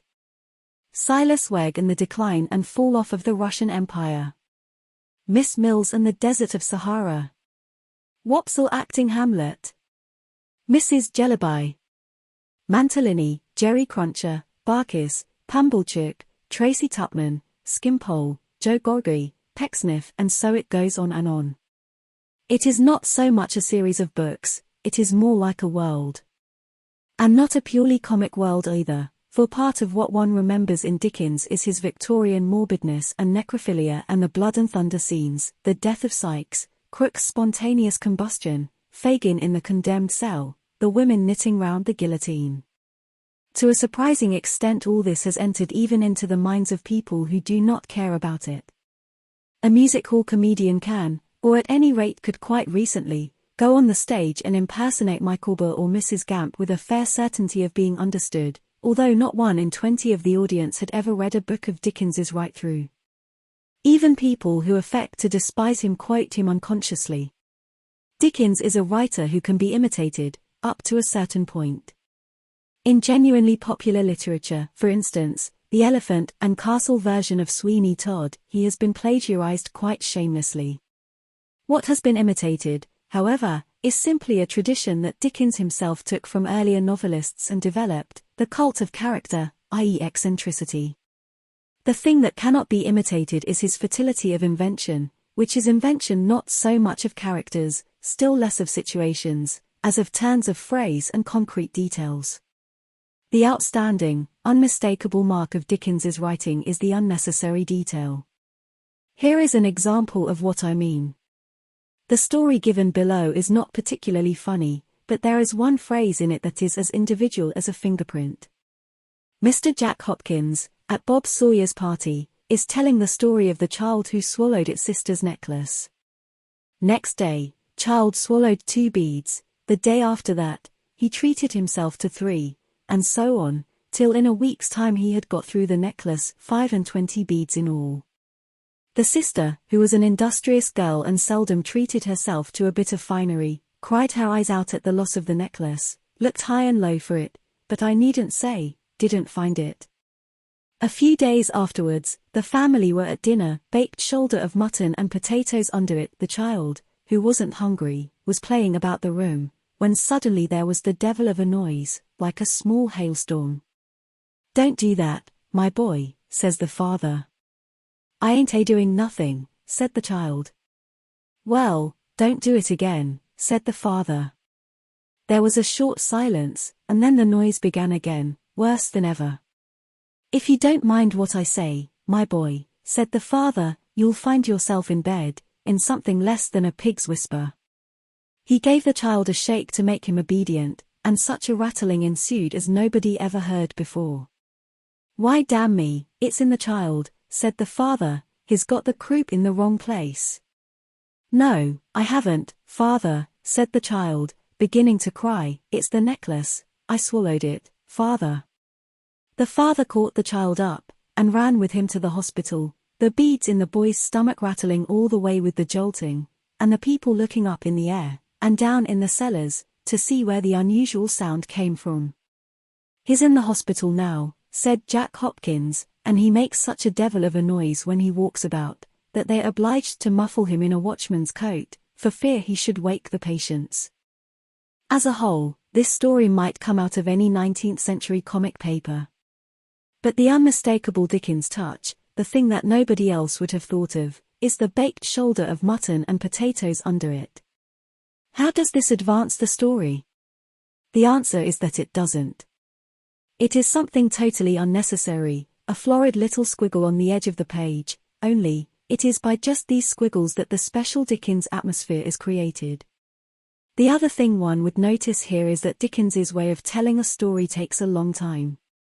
An interesting example, too long to quote, is Sam Weller's story of the obstinate patient in chapter 44 of the Pickwick Papers. As it happens, we have a standard of comparison here, because Dickens is plagiarizing, consciously or unconsciously. The story is also told by some ancient Greek writer. I cannot now find the passage, but I read it years ago as a boy at school, and it runs more or less like this. A certain Thracian, renowned for his obstinacy, was warned by his physician that if he drank a flagon of wine it would kill him. The Thracian thereupon drank the flagon of wine and immediately jumped off the housetop and perished. "For," said he, "in this way I shall prove that the wine did not kill me." As the Greek tells it, that is the whole story, about 6 lines. As Sam Weller tells it, it takes round about 1,000 words. Long before getting to the point we have been told all about the patient's clothes, his meals, his manners, even the newspapers he reads, and about the peculiar construction of the doctor's carriage, which conceals the fact that the coachman's trousers do not match his coat. Then there is the dialogue between the doctor and the patient. "Crumpets is wholesome, sir," said the patient. "Crumpets is not wholesome, sir," says the doctor, "worry fierce," etc., etc. In the end the original story had been buried under the details. And in all of Dickens's most characteristic passages it is the same. His imagination overwhelms everything, like a kind of weed. Squeers stands up to address his boys, and immediately we are hearing about Boulder's father who was £2.10 short, and Mobbs's stepmother who took to her bed on hearing that Mobbs wouldn't eat fat and hoped Mr. Squeers would flog him into a happier state of mind. Mrs. Leo Hunter writes a poem, Expiring Frog, 2 full stanzas are given.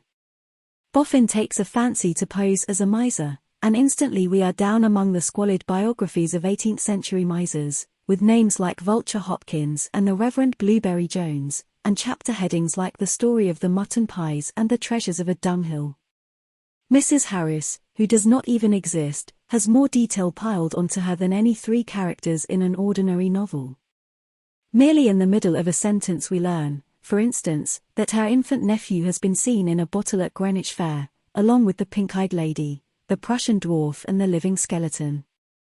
Joe Goggy describes how the robbers broke into the house of Pumblechook, the corn and seed merchant, and they took his till, and they took his cash box, and they drinked his wine, and they partook of his whitles, and they slapped his face, and they pulled his nose, and they tied him up to his bedpost, and they give him a dozen, and they stuffed his mouth full of flowering annuals to prevent his crying out. Once again the unmistakable Dickens touch, the flowering annuals, but any other novelist would only have mentioned about half of these outrages. Everything is piled up and up, detail on detail, embroidery on embroidery. It is futile to object that this kind of thing is rococo. One might as well make the same objection to a wedding cake. Either you like it or you do not like it. Other 19th century writers, Surtees, Baham, Thackeray, even Marryat, have something of Dickens's profuse, overflowing quality, but none of them on anything like the same scale. The appeal of all these writers now depends partly on period flavor, and though Marryat is still officially a boys' writer and Surtees has a sort of legendary fame among hunting men, it is probable that they are read mostly by bookish people. Significantly, Dickens's most successful books, not his best books, are the Pickwick Papers, which is not a novel, and Hard Times and A Tale of Two Cities, which are not funny. As a novelist his natural fertility greatly hampers him, because the burlesque which he is never able to resist, is constantly breaking into what ought to be serious situations. There is a good example of this in the opening chapter of Great Expectations. The escaped convict, Magwitch, has just captured the 6-year-old Pip in the churchyard. The scene starts terrifyingly enough, from Pip's point of view.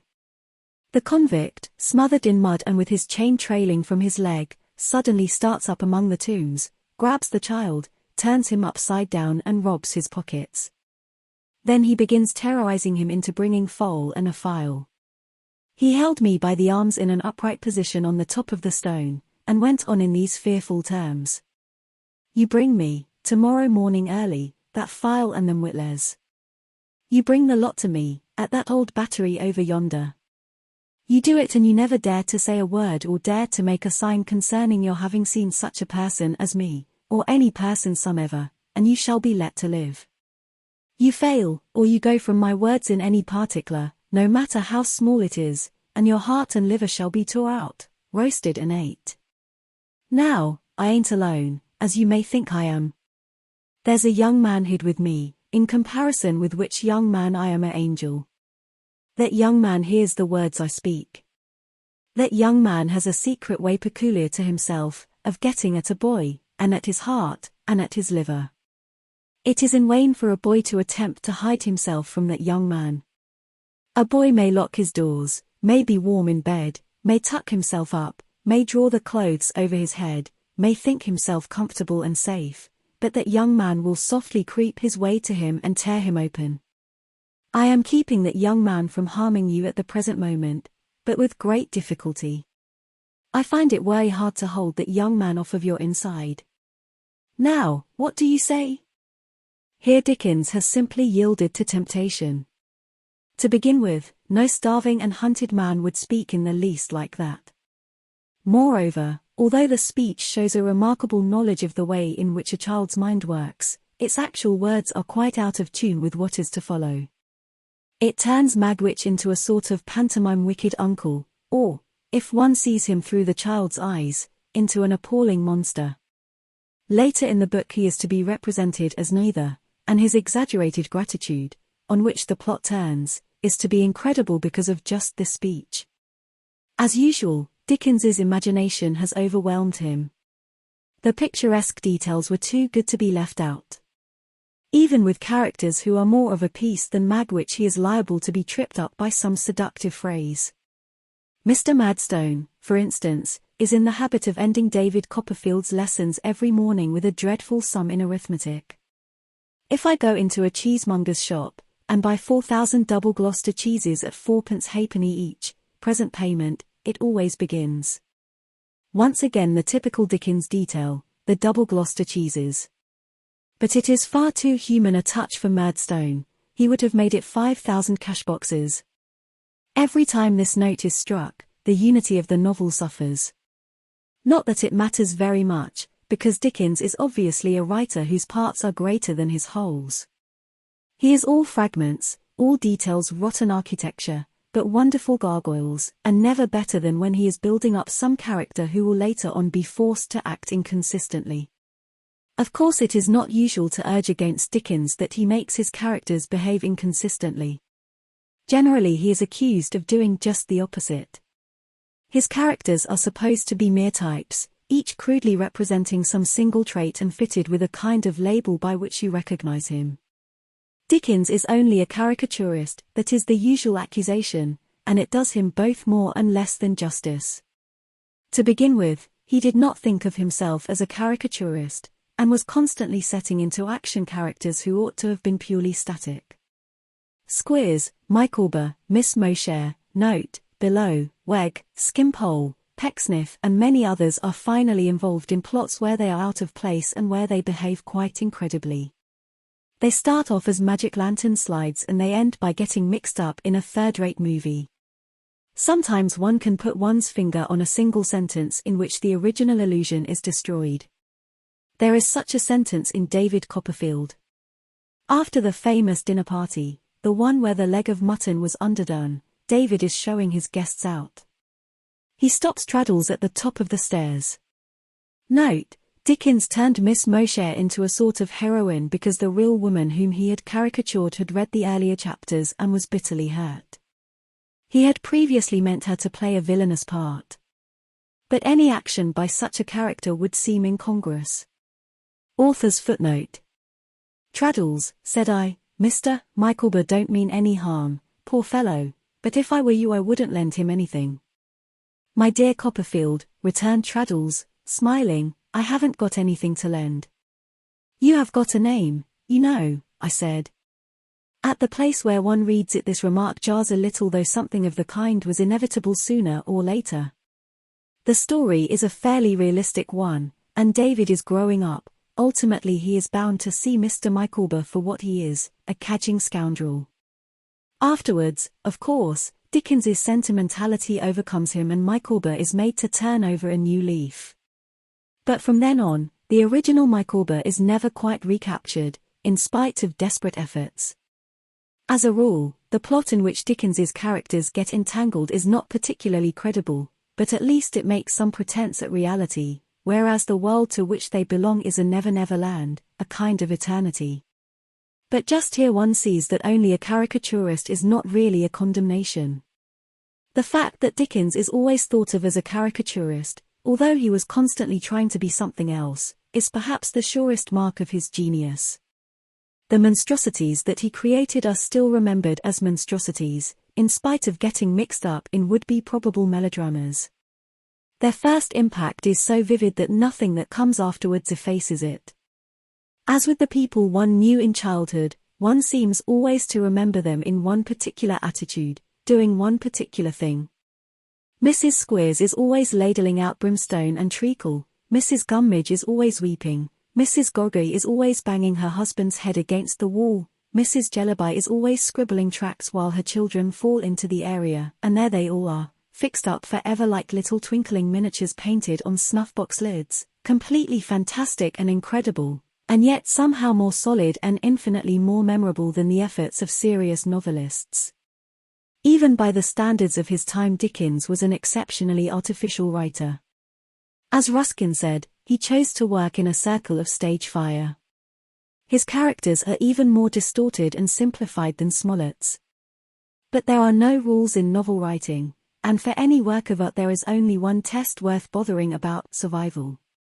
By this test Dickens's characters have succeeded, even if the people who remember them hardly think of them as human beings. They are monsters, but at any rate they exist. But all the same there is a disadvantage in writing about monsters. It amounts to this, that it is only certain moods that Dickens can speak to. There are large areas of the human mind that he never touches. There is no poetic feeling anywhere in his books, and no genuine tragedy, and even sexual love is almost outside his scope. Actually, his books are not so sexless as they are sometimes declared to be, and considering the time in which he was writing, he is reasonably frank.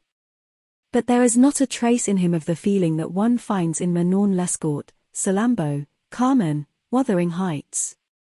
According to Aldous Huxley, D.H. Lawrence once said that Balzac was a gigantic dwarf, and in a sense the same is true of Dickens. There are whole worlds which he either knows nothing about or does not wish to mention. Except in a rather roundabout way, one cannot learn very much from Dickens. And to say this is to think almost immediately of the great Russian novelists of the 19th century.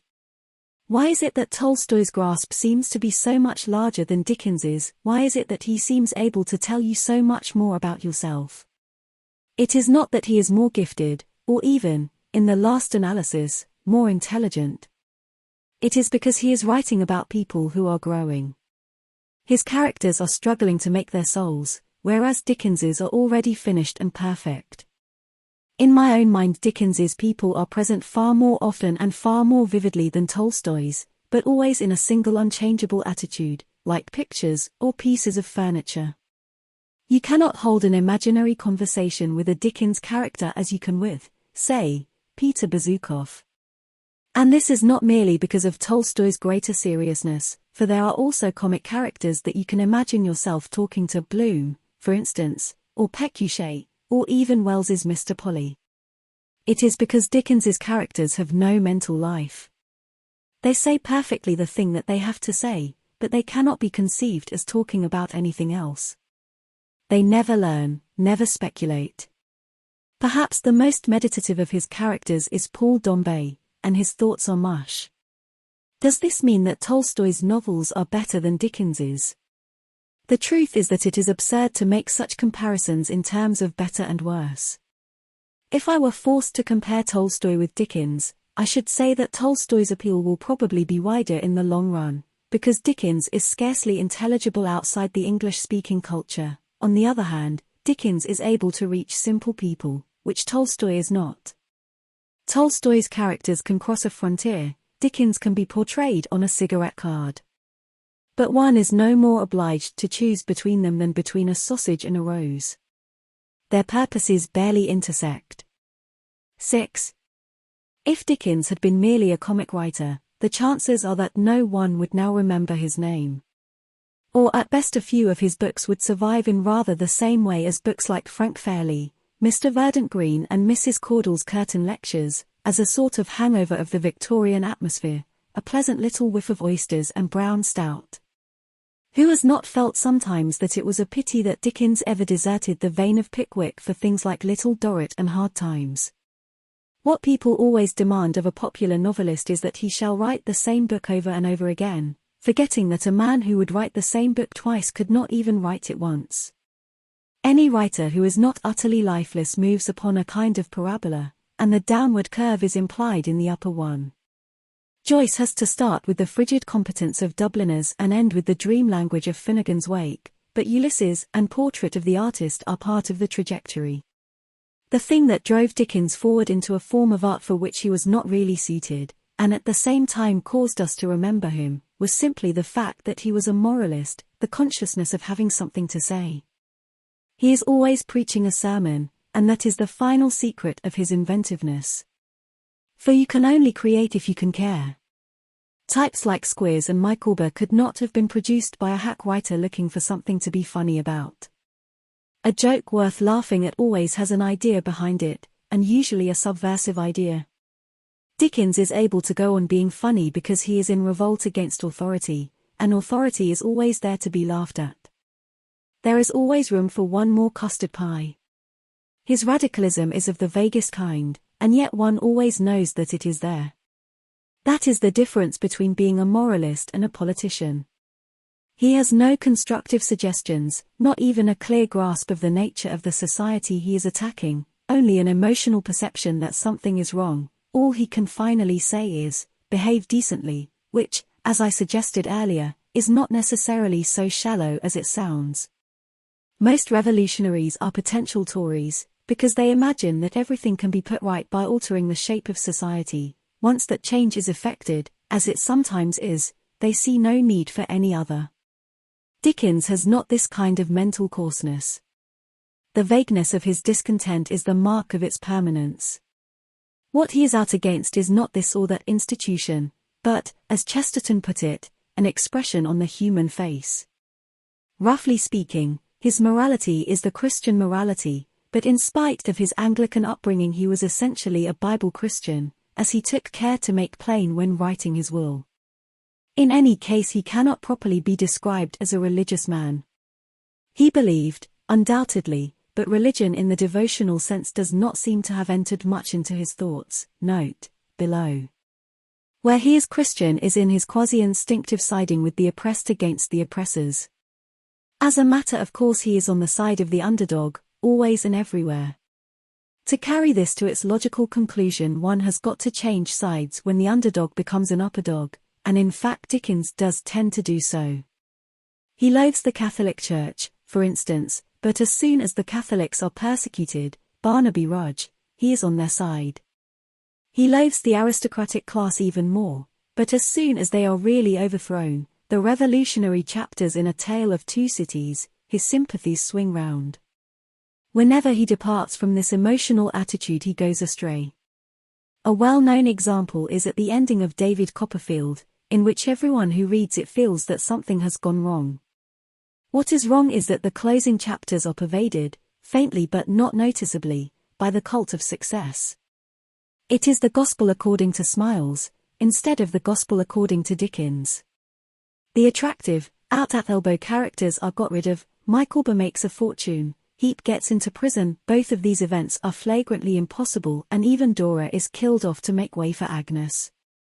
If you like, you can read Dora as Dickens's wife and Agnes as his sister-in-law, but the essential point is that Dickens has turned respectable and done violence to his own nature. Perhaps that is why Agnes is the most disagreeable of his heroines, the real legless angel of Victorian romance, almost as bad as Thackeray's Laura. Note, from a letter to his youngest son, in 1868 you will remember that you have never at home been harassed about religious observances, or mere formalities. I have always been anxious not to weary my children with such things, before they are old enough to form opinions respecting them. You will therefore understand the better that I now most solemnly impress upon you the truth and beauty of the Christian religion, as it came from Christ himself, and the impossibility of your going far wrong if you humbly but heartily respect it. Never abandon the wholesome practice of saying your own private prayers, night and morning. I have never abandoned it myself, and I know the comfort of it. Author's footnote. No grown-up person can read Dickens without feeling his limitations, and yet there does remain his native generosity of mind, which acts as a kind of anchor and nearly always keeps him where he belongs. It is probably the central secret of his popularity. A good-tempered antinomianism rather of Dickens's type is one of the marks of Western popular culture. One sees it in folk stories and comic songs, in dream figures like Mickey Mouse and Popeye the Sailor, both of them variants of Jack the Giant Killer, in the history of working-class socialism, in the popular protests, always ineffective but not always a sham, against imperialism, in the impulse that makes a jury award excessive damages when a rich man's car runs over a poor man. It is the feeling that one is always on the wrong side of the underdog, on the side of the weak against the strong. In one sense it is a feeling that is 50 years out of date. The common man is still living in the mental world of Dickens, but nearly every modern intellectual has gone over to some or other form of totalitarianism. From the Marxist or fascist point of view, nearly all that Dickens stands for can be written off as bourgeois morality. But in moral outlook no one could be more bourgeois than the English working classes. The ordinary people in the Western countries have never entered, mentally, into the world of realism and power politics. They may do so before long, in which case Dickens will be as out of date as the cab horse. But in his own age and ours he has been popular chiefly because he was able to express in a comic, simplified and therefore memorable form the native decency of the common man. And it is important that from this point of view people of very different types can be described as common. In a country like England, in spite of its class structure, there does exist a certain cultural unity. All through the Christian ages, and especially since the French Revolution, the Western world has been haunted by the idea of freedom and equality. It is only an idea, but it has penetrated to all ranks of society. The most atrocious injustices, cruelties, lies, snobberies exist everywhere, but there are not many people who can regard these things with the same indifference as, say, a Roman slave owner. Even the millionaire suffers from a vague sense of guilt, like a dog eating a stolen leg of mutton. Nearly everyone, whatever his actual conduct may be, responds emotionally to the idea of human brotherhood. Dickens voiced a code which was and on the whole still is believed in, even by people who violate it. It is difficult otherwise to explain why he could be both read by working people, a thing that has happened to no other novelist of his stature, and buried in Westminster Abbey. When one reads any strongly individual piece of writing, one has the impression of seeing a face somewhere behind the page. It is not necessarily the actual face of the writer. I feel this very strongly with Swift, with Defoe, with Fielding, Stendhal, Thackeray, Flaubert, though in several cases I do not know what these people looked like and do not want to know. What one sees is the face that the writer ought to have. Well, in the case of Dickens I see a face that is not quite the face of Dickens's photographs, though it resembles it.